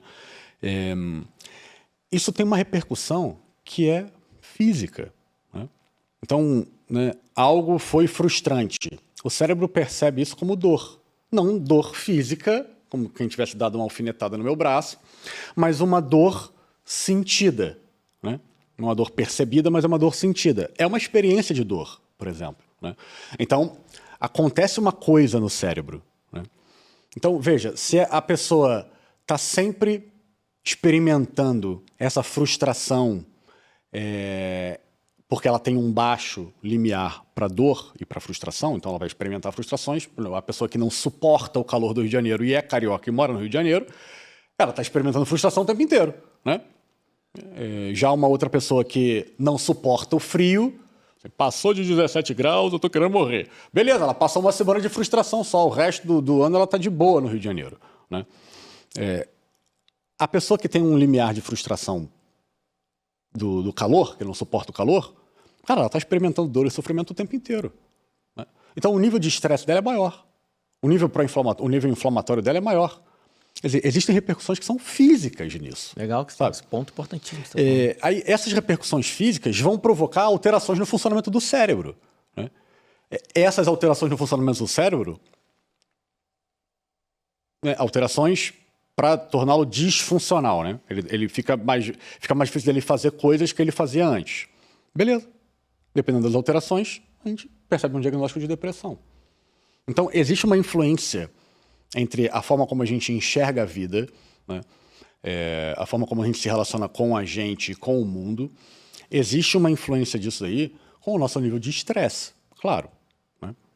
Por que tem muita ansiedade? É um elemento, assim, tira Deus. Então, num podcast católico é mais fácil falar isso. Né? Tira o elemento Deus. É contigo mesmo. Não tem como não ficar ansioso, combinado? No mínimo. No mínimo.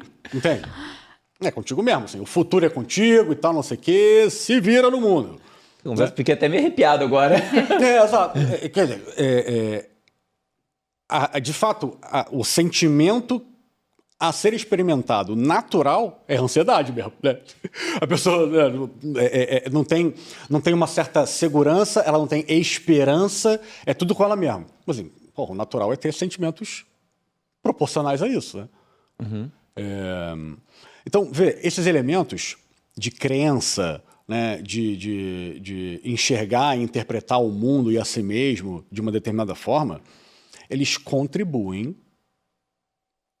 né, dentro de um conjunto de outros elementos, eles contribuem, sim. Né? Tanto que existem alguns estudos assim, de a abordagem da espiritualidade no tratamento da depressão leve. Caramba, eu ia te perguntar isso agora, a relação da espiritualidade. Existe e é eficaz para depressão leve, para depressão moderada quando é associada a outros tratamentos, outras abordagens de tratamento. Ela é eficaz, pô. Ela é eficaz. A própria psicoterapia, gente, psicoterapia. A psicoterapia, vamos fazer uma generalização, não diria imprópria, mas toda a psicoterapia é uma psicoeducação, né? Porque você vai tendo ali experiências diferentes que vão te ensinando uma outra forma de se relacionar com você mesmo e com o mundo. Né? Aí você ganha uma resiliência. Né? Então, por exemplo, a pessoa ela é insegura. Então, ela toda hora se questiona se o que ela está fazendo está certo ou não está, deveria ser assim ou não, o que as pessoas estão pensando de mim e tal, não sei o que, parará. Ela não consegue nem andar direito no mundo porque ela está preocupada demais. Né? O nível de estresse dela é muito alto, porque tudo é meio que uma ameaça, ela não sabe se ela está pisando certo ou não. Uhum. Né? Aí ela começa a fazer psicoterapia e ganha uma certa segurança, uma certa estabilidade. Tipo assim, ei, tá tudo bem, você não precisa se preocupar tanto assim. E, de fato, ela começa a se preocupar menos, ela se percebe mais segura e mais em paz em tomar decisões, o nível de estresse dela diminui. Né? O nível de estresse dela diminui, né? Ela vai aprendendo outras coisas que vão se estabilizando como memórias, de fato. não memórias de fatos, né? Como memórias, né? Pronto. Isso diminui o nível de estresse, isso muda a relação dela com o ambiente. Isso é um tratamento para depressão. Que não tem a ver com remédio, mas tem a ver com uma coisa concreta. Mudou um negócio no cérebro dela, né? O nível de estresse dela caiu, ela formou certo conjuntinho de neurônios ali dentro da cabeça dela, que, né, certas sinapses e tal, que formam uma memória e tal, ou parte de memórias. Existiu de fato uma repercussão física. E isso é esquisito na psiquiatria, porque existe a tendência de uma certa polarização mesmo, né? Ou a coisa é física e material, neurocientista purinho, sabe? Onde é que está a coisa no cérebro acontecendo, né? Aí tem um braço da psicologia que quer ser explicada através da neurociência, né? Quais são as alterações que a psicoterapia provoca no cérebro, né? Mas existe uma outra forma de enxergar que não é contrária a isso. É só, de fato, uma outra forma de enxergar, que é essa forma mais imaterial, né? Ela não é concreta, ela é imaterial, tão verdadeira quanto, né? As duas formas estão certas, né? E São abordagens diferentes. são abordagens diferentes. E vale, de fato, muito a pena ter as duas abordagens, aumenta perceber, aumenta as ferramentas, existe uma certa integração, porque se a gente pensa em corpo e alma, ninguém aqui é corpo e alma, todo mundo é uma coisa, é meio que tudo junto. A gente não é anjo que pegou carona num corpo, como quem pega uma moto e vai para algum lugar, sabe? A gente tem uma unidade, tanto que as coisas que acontecem na nossa alma têm repercussão no corpo e vice-versa. Exatamente. Né? Essa integração é uma coisa difícil para a gente. É uma coisa difícil. A gente pensa em conceitos, aí a coisa não fica tão simples assim. Alma ou é corpo? Não. Existe alma, existe corpo, é uma coisa só. Na unidade da pessoa. Beleza, tá bom. Peraí que eu vou ali. Mas aumenta muito a ferramenta. Agora, vamos sair um pouco desse papo profundo. Existe relação genética em relação à depressão? Sim. Existe relação genética. Existe uma percepção de... Assim, cada vez menos a ideia de nuvem genética, mas a nuvem genética também, quer dizer...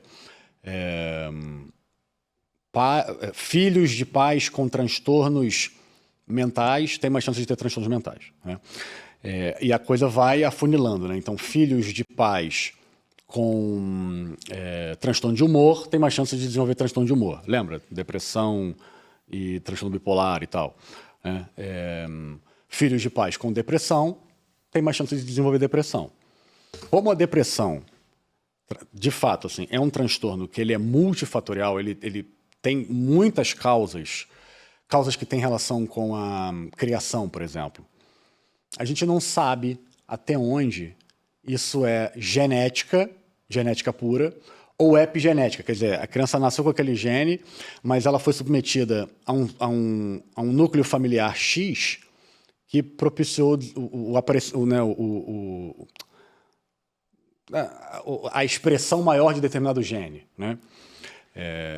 Isso não se tem essa informação, assim, veja, né? A gente faz um paralelo com a obesidade, que é mais fácil. Existem genes de obesidade e existe a relação que você estabelece com a comida, né? Então, normalmente, os obesos têm uma relação com a comida que é mais relacionada ao prazer, tem mais distúrbios de saciedade, quer dizer, tem dificuldade de perceber quando ele está satisfeito, né? Tem uma relação, não diria obsessiva, mas é uma relação mental com a comida, né? Lembra da comida com frequência, etc, etc. São elementos que favorecem a pessoa a comer mais e portanto, ter mais chance de ter obesidade, né? Existem genes e existe essa relação com a comida. Até onde os genes estão provocando a relação com a comida, não dá, mas não se sabe, né? Hoje. E a criança herda esses genes e, além disso, ela está num seio familiar que tem essa relação com a comida. Então, assim, pega uma criança que tem genes para obesidade Bota para comer biscoito o dia inteiro. Bom, ela vai... É muito provável É igual que ela... trazendo para depressão. Uma criança já tem esse gene, está num ambiente totalmente desordenado, pais separados, com a questão de agressividade, isso ajuda a desencadear cada vez mais. Mas não quer dizer também que ela não tem o gene e ela é criada nesse ambiente, ela pode se tornar ter a depressão. Sim, ela pode desenvolver. Ou seja, que é a epigenética que você está falando. Para o Exatamente. pessoal entender bem. É porque a causa é multifatorial, né? E é bem interessante você trazer essa parte, assim, pra gente também. Agora, em relação até aos sintomas que a gente já tinha conversado, eu queria saber, existem também sintomas físicos? Porque a gente estava falando da dor, aquela dor não era a dor física, né? A gente estava falando de uma outra... remetendo a sacrifícios, remetendo a outras coisas. Mas a dor mesmo, dor física também é um sintoma, né? E quais mais outros sintomas, assim, físicos o paciente ele pode ter também na depressão? Veja, quando a gente pensa, por exemplo, no sono, né? A pessoa ela enfrenta uma sonolência, ela enfrenta um corpo... Obrigado. Um corpo mais pesado, sabe? Isso é físico. Não é físico, é global, mas é físico, né? Porque, de fato, trata-se de um peso. Às vezes a pessoa vai, sei lá, tem depressão e vai treinar na academia. Aí ela começa lá a fazer o exercício dela e ela se percebe desproporcionalmente cansada. Isso é físico, Sim. né? Mas, por exemplo, dor. Dor e depressão é uma associação muito comum. Caraca. Não é um critério diagnóstico, né? Quer dizer, se você não tem dor, então você não tem depressão. Não é isso. Mas, de fato, trata-se de um sintoma que é muito comum estar associado, né? Não tão associado quanto a ansiedade, por exemplo, mas está muito associado também. Quando a gente pensa em físico, né? Por exemplo, angústia. Às vezes a angústia é tão intensa, porque a angústia, de fato, assim, é algo majoritariamente, mas assim, fundamentalmente sentimental. É uma angústia. Mas dependendo da intensidade, é aqui que aparece, né? É aqui, assim, é aqui. É como se fosse uma dor dentro, entende?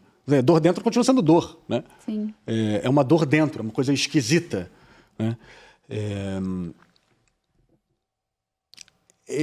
As questões físicas da depressão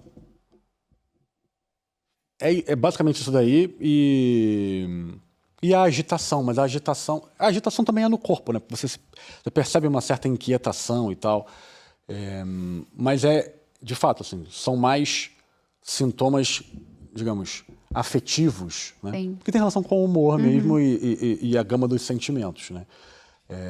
E cognitivos, né? Que tem relação com a inteligência e tal. É mais por aí mesmo. Quando a gente pensa numa associação com ansiedade, aí é mais exuberante a coisa física.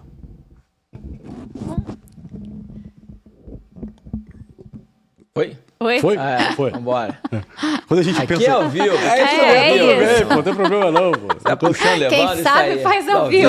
Sim, peguei uma dica ali. Pô, ainda bem que não era com urologista, o microfone caiu, né? Falei, pô, dá um Viagra, né? Ele foi apático aqui, de repente, assim, perdeu energia. Ficou depressivo, Outra coitado. causa de Coitado. depressão, falta de testosterona também, olha aí. Exato. Mas essa coisa física, na ansiedade, isso é mais evidente, assim, sabe?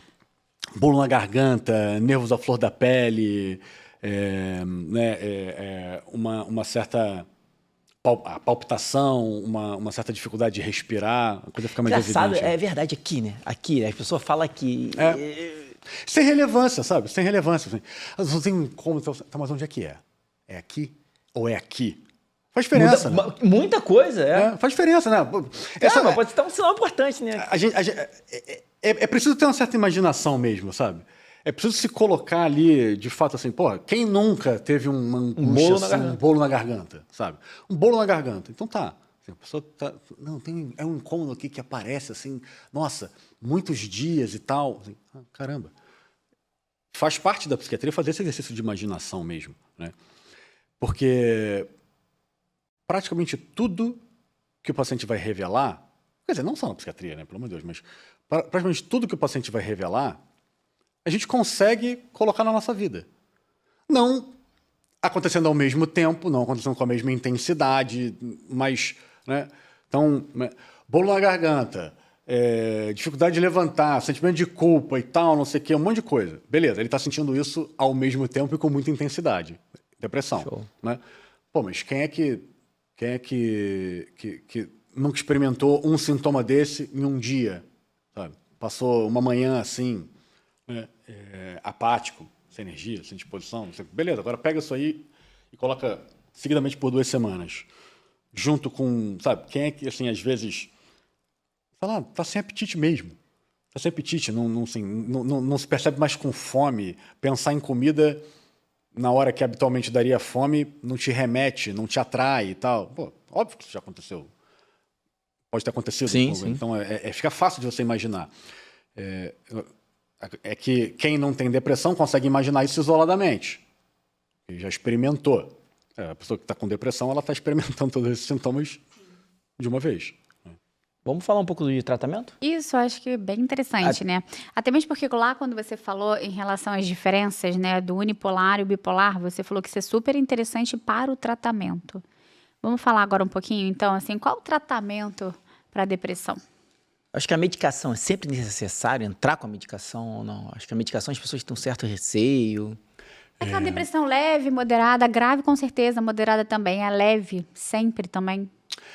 Então, pensando na depressão leve, o que a gente tem de nível de evidência, né? Quer dizer, funciona muito bem entrar com remédio, digamos, em termos de eficácia, funciona tão bem entrar com remédio quanto fazer psicoterapia. Um ou outro. Um ou outro. Uhum. Né? Eles têm o mesmo nível de evidência. Sabe? Bom, e cada dia que passa a gente vai percebendo, vão se descobrindo outras.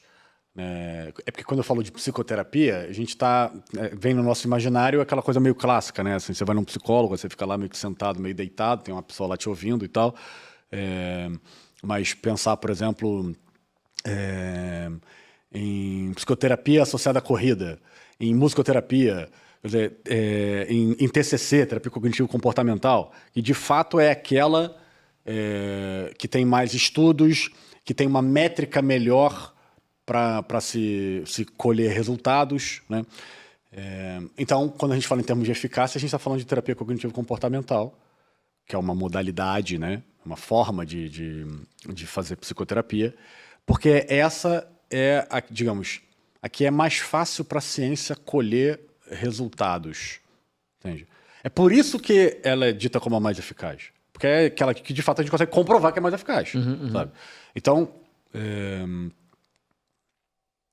eu não posso nem afirmar e nem negar que outras formas de psicoterapia são eficazes ou são ineficazes e tal. Eu não posso fazer essa afirmação.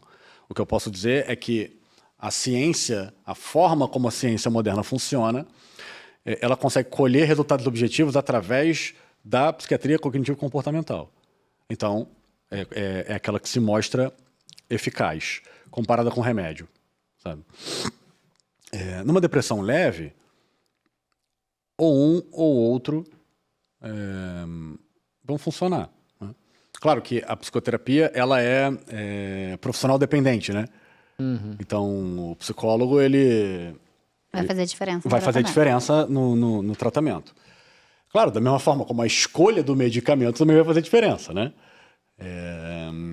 Mas entra uma variável um tanto quanto mais complexa do que um remédio, que é uma outra pessoa, né? Sim. Que é a pessoa do terapeuta. Enfim, então, não é que é sempre com remédio. Mas, por exemplo, numa depressão moderada, o remédio é mais eficaz do que a psicoterapia, ponto.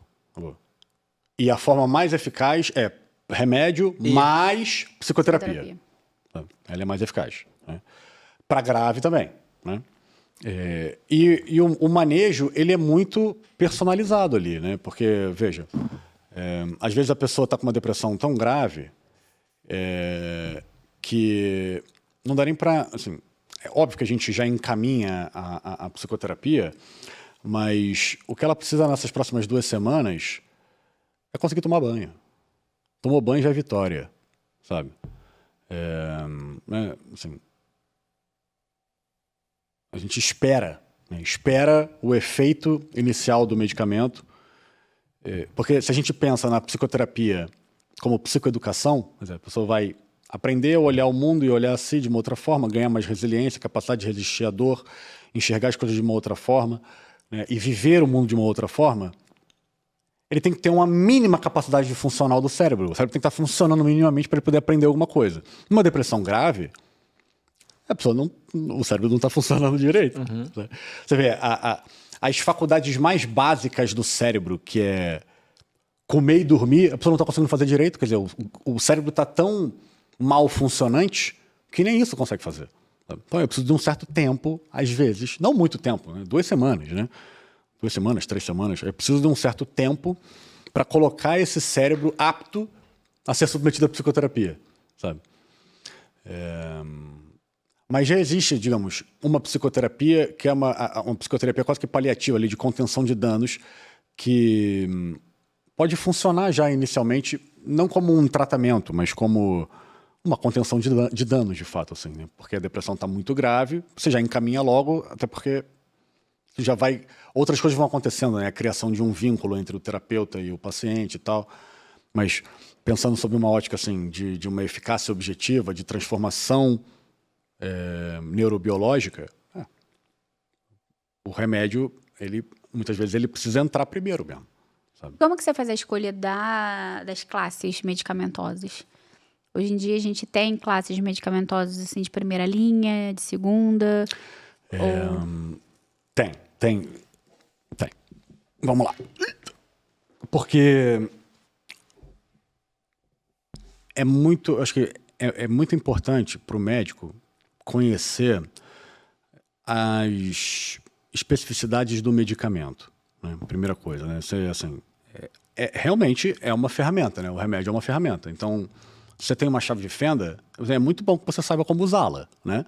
Porque senão você vai ficar tentando pregar um prego com uma chave de fenda, não vai funcionar, né? Então, compreender a especificidade do medicamento te ajuda a ganhar uma certa sensibilidade, porque, lembra, vamos dar o diagnóstico de depressão. Aí tem aquele conjunto de sintomas, certo? Mas a depressão não é um bloco único, né? Tem variações, especificidades, peculiaridades, idiosincrasias e tal, que vão mostrando, essa pessoa, você vê que ela tem uma perda cognitiva que tem mais relação com ficar aérea, ficar meio apática e tal, meio fora do ar, do que propriamente uma agitação mental que deixa ela insegura e com dificuldade de tomar decisão, por exemplo. Isso é uma característica de um sintoma, né? O sintoma da perda cognitiva, né? Então a gente, sei lá, vai pensar no sintoma do humor. Então ela está mais assim, com o humor aplainado, sem experimentar muitos sentimentos, ou ela está mais irritadiça, ela está experimentando mais sentimentos negativos. Aí isso é uma outra característica, né? Então,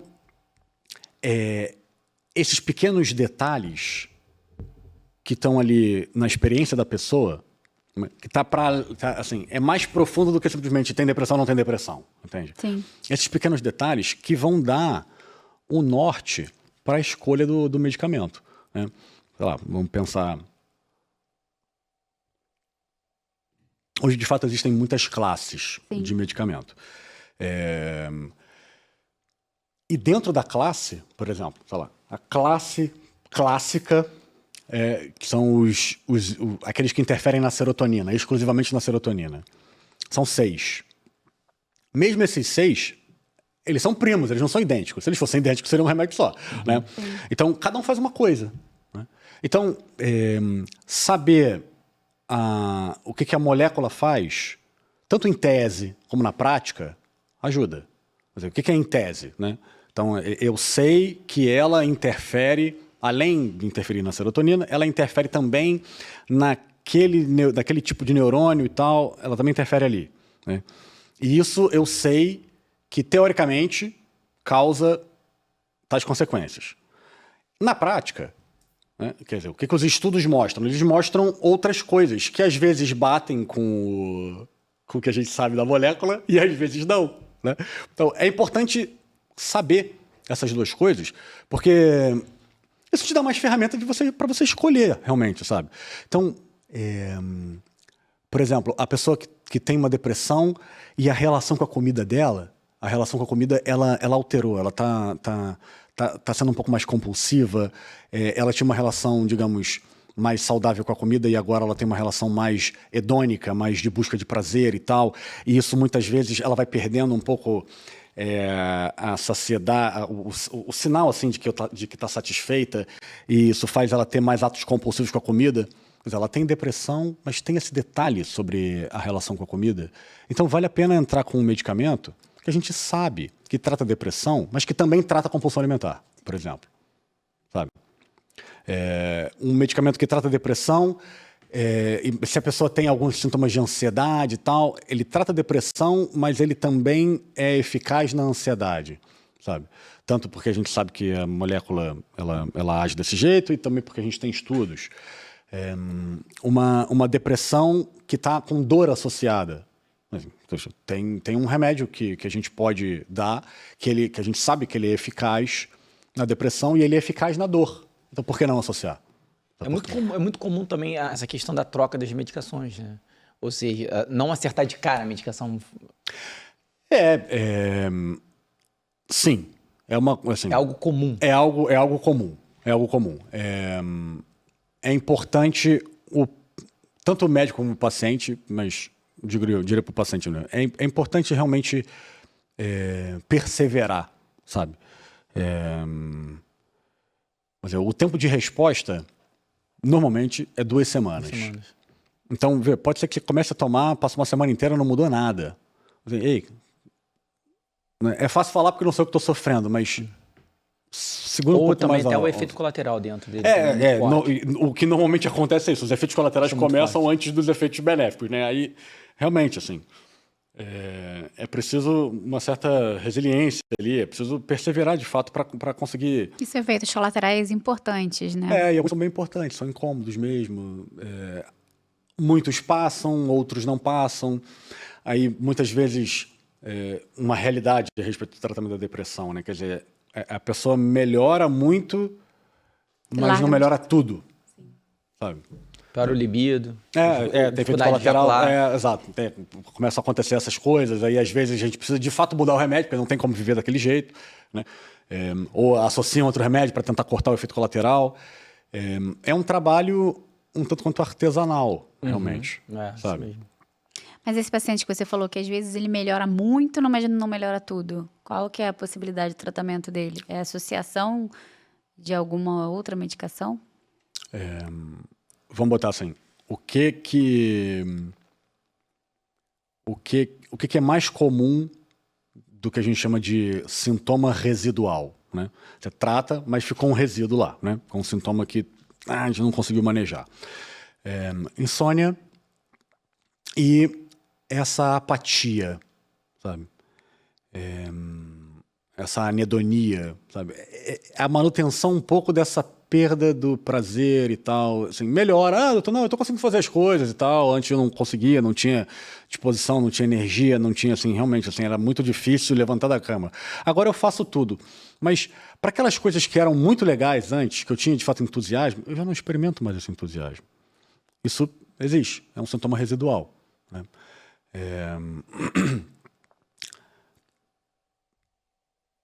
Depende. Se a gente troca um medicamento, se a gente associa, cada caso vai dizer. Por exemplo, para insônia, né? A gente tem como a gente tem de fato assim, a medicina do sono.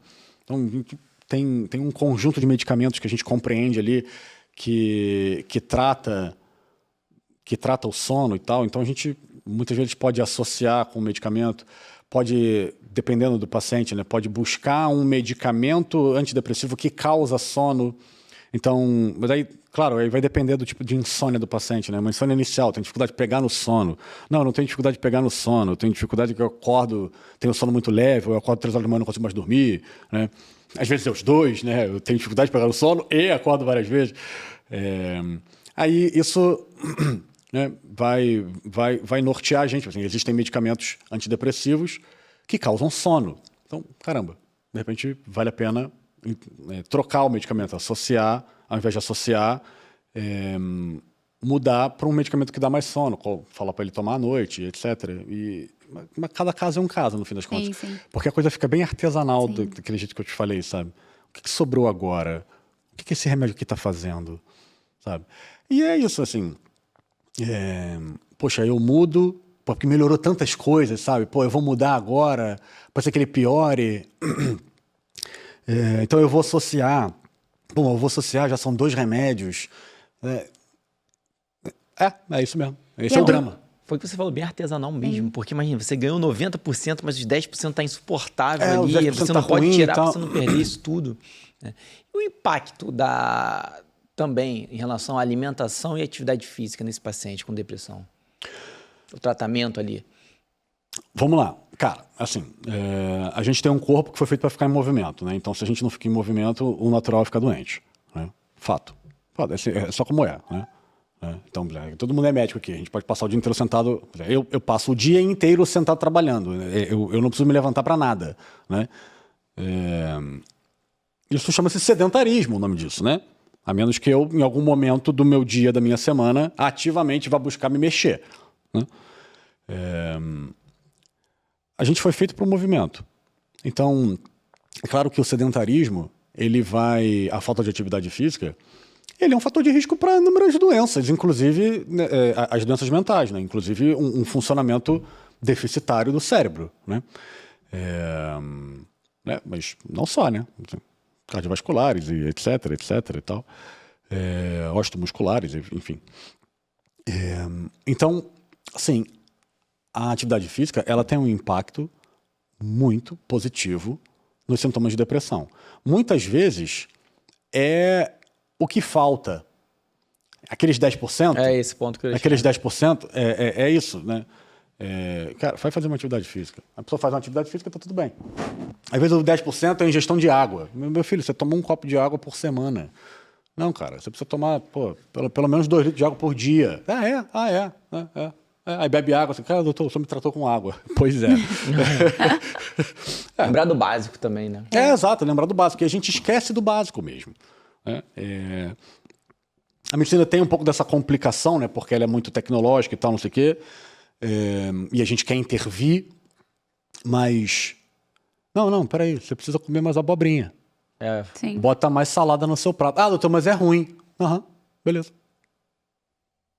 Daí? Aí volta o sofrimento. Exatamente. Não, mas eu tenho dificuldade porque eu me esqueço e tal, parará. Agora, por exemplo, isso de fato é relevante.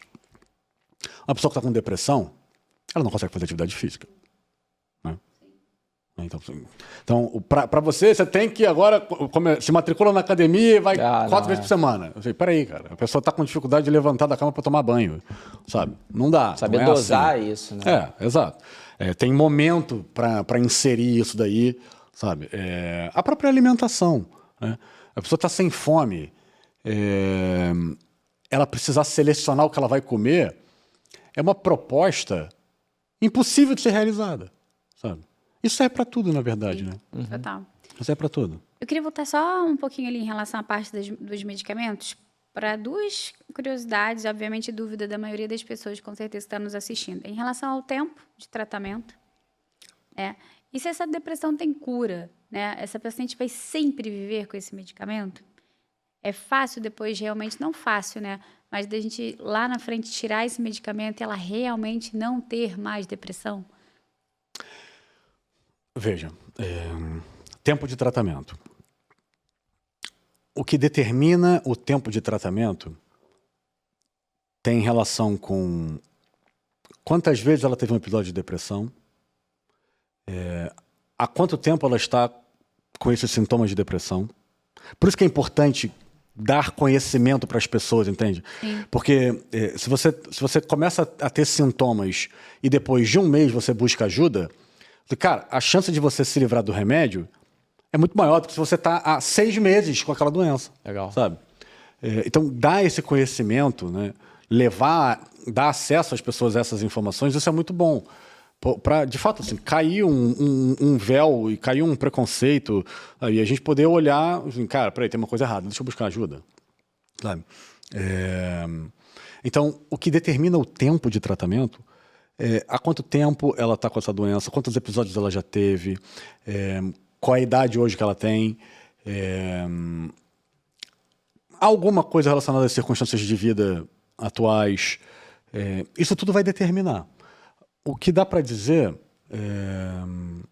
é que isso pode variar de 6 meses de tratamento a anos. Porque, repara, vamos pensar assim... O mínimo seria 6 meses. o mínimo são 6 meses. O mínimo. O mínimo são 6 meses. Pensa né, naquilo que assim, cara, o que está causando a depressão? Então a gente sabe de algumas coisas, né? A genética, a expressão de determinados genes e a inibição de outros, e o silenciamento de outros genes, um estilo de vida estressante, né? Uma relação com a realidade, consigo mesma, que é estressante, uma alimentação que torna o teu corpo mais inflamatório, mais inflamado e tal, uma falta de atividade física que dificulta justamente essa regulação, né? Porque se você faz uma atividade física regular, é como se cada músculo do teu corpo fosse um regente da orquestra. Bom, aí, óbvio que a orquestra vai tocar muito melhor, né? Enfim, e aí a pessoa tem um quadro depressivo, começa a tomar um remédio, melhora. Mas se o estilo de vida dela não melhora, assim, doutor, já tô bem, tô há 6 meses bem, vamos tirar? Veja, o que mudou de agora para 6 meses na sua vida é apenas, não é irrelevante, mas é apenas que o que você estava sentindo, você não está sentindo mais. Mas você continua comendo mal, continua sedentária, a tua relação com o teu trabalho continua essa forma difícil e reclamona e pesada, sabe? E você ainda tá morando na mesma casa sabe, não conseguiu olhar para tua casa de uma forma diferente. Então, olha,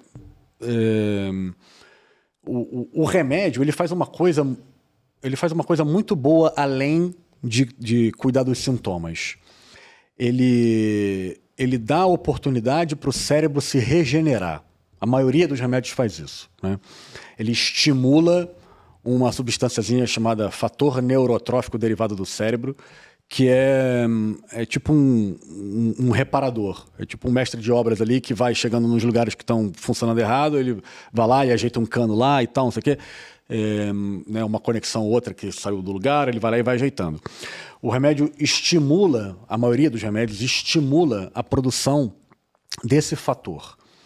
Então, sim, né, o tratamento ele propicia uma melhora, assim, uma chance de melhora para a gente poder ficar sem o remédio.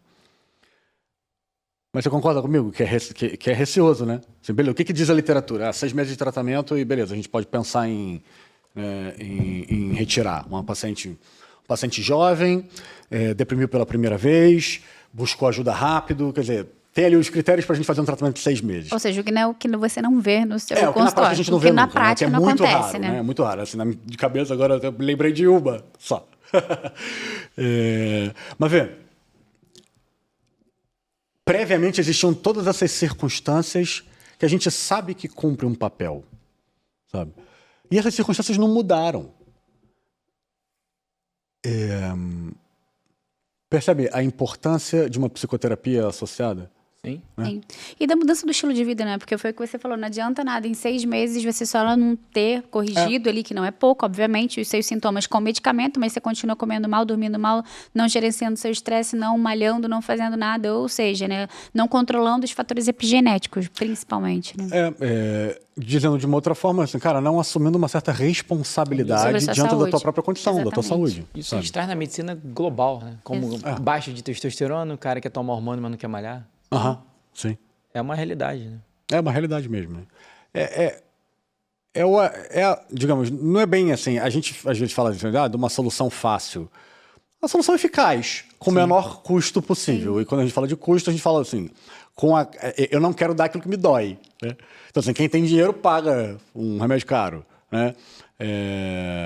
Mas para algumas pessoas, o que é caro mesmo é fazer o que não quer. O que normalmente é caro para todo mundo, né? Sim. Aí é isso que a pessoa não quer entregar isso, né? Não quer entregar esse tempo. Você precisa destinar tempo a isso. Mas se eu destinar tempo a isso aí, sei lá, fazer atividade física, aí eu vou faltar naquela outra coisa lá. É natural, o tempo só tem 24 horas, o dia só tem 24 horas mesmo. Essa escolha que existe na sua frente. Aí a pessoa não faz. Aí a gente, sei lá, ou orienta a permanecer com o medicamento, ou tira o medicamento e, por exemplo, tem uma recaída, né? Aí volta com o medicamento. No fim das contas, a gente está trabalhando com uma coisa chamada liberdade humana. Sim. Né? Então, se a pessoa está escolhendo, quando ela está escolhendo, né? Porque isso dentro da psicoterapia, assim, se ela está vendo que uma coisa é boa e ela sofre porque não atinge aquilo, porque não consegue de fato chegar lá, fazer aquilo, isso não é propriamente uma escolha, concorda? Assim, eu quero tal coisa, mas não consigo fazer. Não, isso é o contrário, né? Você está privado de uma escolha, né? Então, isso é um campo de trabalho vastíssimo e muito legal dentro da psicoterapia, né? Que é o desenvolvimento da vontade, né? De fato, assim, cara, você ser capaz de colocar os meios, colocar-se diante daquele bem que você quer, mas que custa, sabe? Esse desenvolvimento é um grande fator de proteção, inclusive, para você levar uma vida mais saudável do ponto de vista mental, né? Maravilha. E é importante, né, as pessoas não ficarem refém da medicação. Lembrar que a medicação está ali para ajudar, mas tem que ter a questão dela se ajudar, né? Até porque, é uma questão simples também. Medicamento traz efeito colateral. Curto, médio e longo prazo, sabe? Então, assim, a gente está trocando agora, tem um tempo para isso, para aquilo, para ter, sei lá, uma dificuldade de urinada que é 10 anos, sabe? Porque não relaxa a musculatura da uretra, por exemplo. Tem um distúrbio relacionado ao prazer sexual, quer dizer, a pessoa, de fato, ela, quer dizer, não tem nenhum efeito colateral relacionado à atividade sexual, mas o que pode acontecer ao longo do tempo é uma disfunção do prazer, quer dizer, ela sente menos prazer ou uma coisa um tanto quanto disfuncional, é um prazer, mas que não é gostoso, sabe? Sim, sim. São efeitos colaterais de longo prazo que existem e que, enfim, são um risco mesmo. E como a pessoa não está experimentando isso naquela hora, né, a gente chega um momento que é preciso alertar. Assim, olha, você corre esses riscos aqui fazendo uso de medicamento a longo prazo, sem a gente usá-lo, assim, você precisa estar ciente de certas responsabilidades a respeito do teu tratamento, sabe? Se você não fizer tais coisas, a gente não, assim, a chance de você conseguir ficar sem o remédio cai muito, e aí você fica sujeito a esses efeitos aqui, que não são legais também. E não vai melhorar, né? Porque aí aquele remédio também só vai estabilizar ali até aquele ponto, aqueles 10, 20% que a gente fala, não vai melhorar nunca. Então vai ser sempre aquela necessidade real daquele remédio para pelo menos não ter aqueles outros milhares de sintomas que eu tinha. Mas aquela 100% como eu era ou como eu já fui um dia, isso vai ser bem difícil voltar se a gente não se responsabilizar com o tratamento, né? A gente entra num campo vastíssimo, que é esse campo da felicidade humana, sabe? Porque por exemplo, se a gente não se implica numa responsabilidade diante de si mesmo, sabe? De alguma forma a gente está negligenciando algo que é nosso, não tem essa, sabe? Perceber, assim, não perceber essa negligência de si, ela vai trazer certas angústias que a gente pode recorrer ao médico depois, sabe? Sim. Doutor, poxa, estava funcionando o tratamento, tal, não sei o quê, mas agora apareceu essa outra coisa aqui, sabe? E agora? Cara, agora é que você precisa aprender o que é viver, entendeu? Como é que se vive? Existe uma forma de viver que faz, assim, que aumenta as chances de você viver mais leve, viver com mais satisfação, viver com mais alegria. E existe uma série de formas de viver que vai dificultar isso, sabe? Se a gente quiser colocar, de uma certa forma, a responsabilidade da medicina de produzir essa felicidade e a gente... Não, eu quero ver minha vida e qualquer coisa que aparece que me priva dessa felicidade, eu vou enxergar como uma doença e vou buscar a medicina como minha salvadora. Vai chegar nunca. Que é a realidade atual. É a realidade atual. É a realidade atual. Com certeza. Né? Então, a gente percebe isso em várias situações, sei lá, situação da produtividade. Eu diminuí minha produtividade. Não, você está ficando velho, cara. O que você quer demais, assim, entende? Assim, aquilo que para você era um puta de um valor, já não é mais, sabe? Assim, eu não estou conseguindo treinar. Assim, sim, porque antes você tratava... A tua relação com o treino tinha uma relação com o teu corpo e tal. Você casou, você não está mais preocupada com isso. Então você está... se desleixou mudam, com né? isso. Sim. Quer dizer, é preciso encontrar novas motivações para velhos hábitos, entende? Isso. Porque senão não vai Perfeito. funcionar, sabe? Não, mas não está dando certo, então eu acho que eu estou desanimando, eu estou deprimida, qual é o meu problema? O teu problema não tem relação com remédio, nem com doença, sabe? Sim. Mas muitas vezes a falta de clareza disso leva médicos e pacientes a tomarem remédios desnecessariamente, né? Muitas vezes a falta de clareza nisso revela uma certa dificuldade da pessoa se perceber e tal, aí tudo vira um sofrimento e isso acaba sendo um fator de risco para, de fato, ela ficar doente. Então, aí a gente está no campo da antropologia já, no campo da felicidade humana, né? Nossa, sensacional. Nossa, maravilha. Muito bom e Muito profundo. Bom, exatamente. Muito bom. Foi muito maneiro, cara. Foi muito bom. Eu já imaginava. Né? A gente já tinha certeza que ia ser muito É bom. impossível não abordar esse ponto profundo ali na psiquiatria. Mas você é um cara que exato. aborda isso muito bem, sensacional. É uma ferramenta ótima. Sinceramente, é o que o mundo está precisando hoje, né? Esse lado mais profundo dos jovens, principalmente. Muito bom, muito bom. E falar pra gente aqui seu arroba do Instagram, Dario, pro pessoal que vale a pena seguir, né? Seguir o Dr. Dario Leitão. Qual que é o Vai teu aparecer arroba? aqui embaixo. @Dario Leitão _. Ou seja, aí lá você abre caixinha, responde. Se o pessoal ficar com dúvida, quiser conversar um pouquinho mais com Sim, você. mas tem enxurrada lá, tirar uma... Não, aparece lá, dá um oi pra mim no direct e a gente conversa. Maravilha. Tem algum curso? Veja, eu tenho 2 cursos que pelo Instagram consegue chegar lá nos cursos, né? Que é um curso sobre relacionamento afetivo, mas tem um pulo nessa história aí, né? Assim, bastidores de um relacionamento, né? Então é sobre você aprender a se relacionar com o teu cônjuge, né? Mas na verdade isso é só uma isca, porque o curso é de fato sobre desenvolvimento pessoal. Então, quer dizer, a maioria esmagadora das pessoas tem essa dor, né? Porque não tem uma boa relação com o marido, não tem uma boa relação com a esposa, com o namorado, né? Percebe que tem uma coisa esquisita consigo mesmo, aí não consegue namorar e tal, não sei o quê, é estranho e tal. Tá. E é uma dor, de fato. Né? Pô, as pessoas querem encontrar a outra metade da laranja, né? Vocês encontraram aí, vocês dois, eu encontrei a minha, pô. Né? Graças a Deus, né? Assim, então, as pessoas têm, de fato, essa dor. Então, o que está na raiz desse problema é uma negligência de si. É uma dificuldade de enxergar que certas coisas são nossa responsabilidade de desenvolver. Sabe? Claro que isso não garante, assim, eu sou uma boa pessoa, isso não garante que você vai encontrar metade da tampa da tua panela. Mas a tua dor sobre isso está enraizada nas tuas questões e não propriamente na realidade de que você não tem alguém. O curso dos bastidores de um relacionamento muito bom. É isso, sabe? Vale muito a pena, hein, pessoal? Chegar essa lá, chamada. clicar lá na bio. Lá Tá na bio aberto, tá aberto, né? Tá aberto, tá no Perpétuo. E tem um curso para terapeutas de psicofarmacologia. Maravilha. Aí fala maravilha. neurociência, psicofarmacologia, explica como é que funciona o cérebro e, enfim. Qualquer dúvida é só mandar lá que ele E se responde todo mundo. quiserem marcar consulta, você faz atendimento online também? Faço atendimento online, E faço presencial? atendimento presencial aqui na Barra e também tá lá. E é só clicar lá no link lá no do link Instagram. lá da bio, tem lá também. Maravilha, muito Quem fala direto obrigada, com a Dario. secretária. Muito bom mesmo, viu? Foi Vanessa, super obrigado. esclarecedor.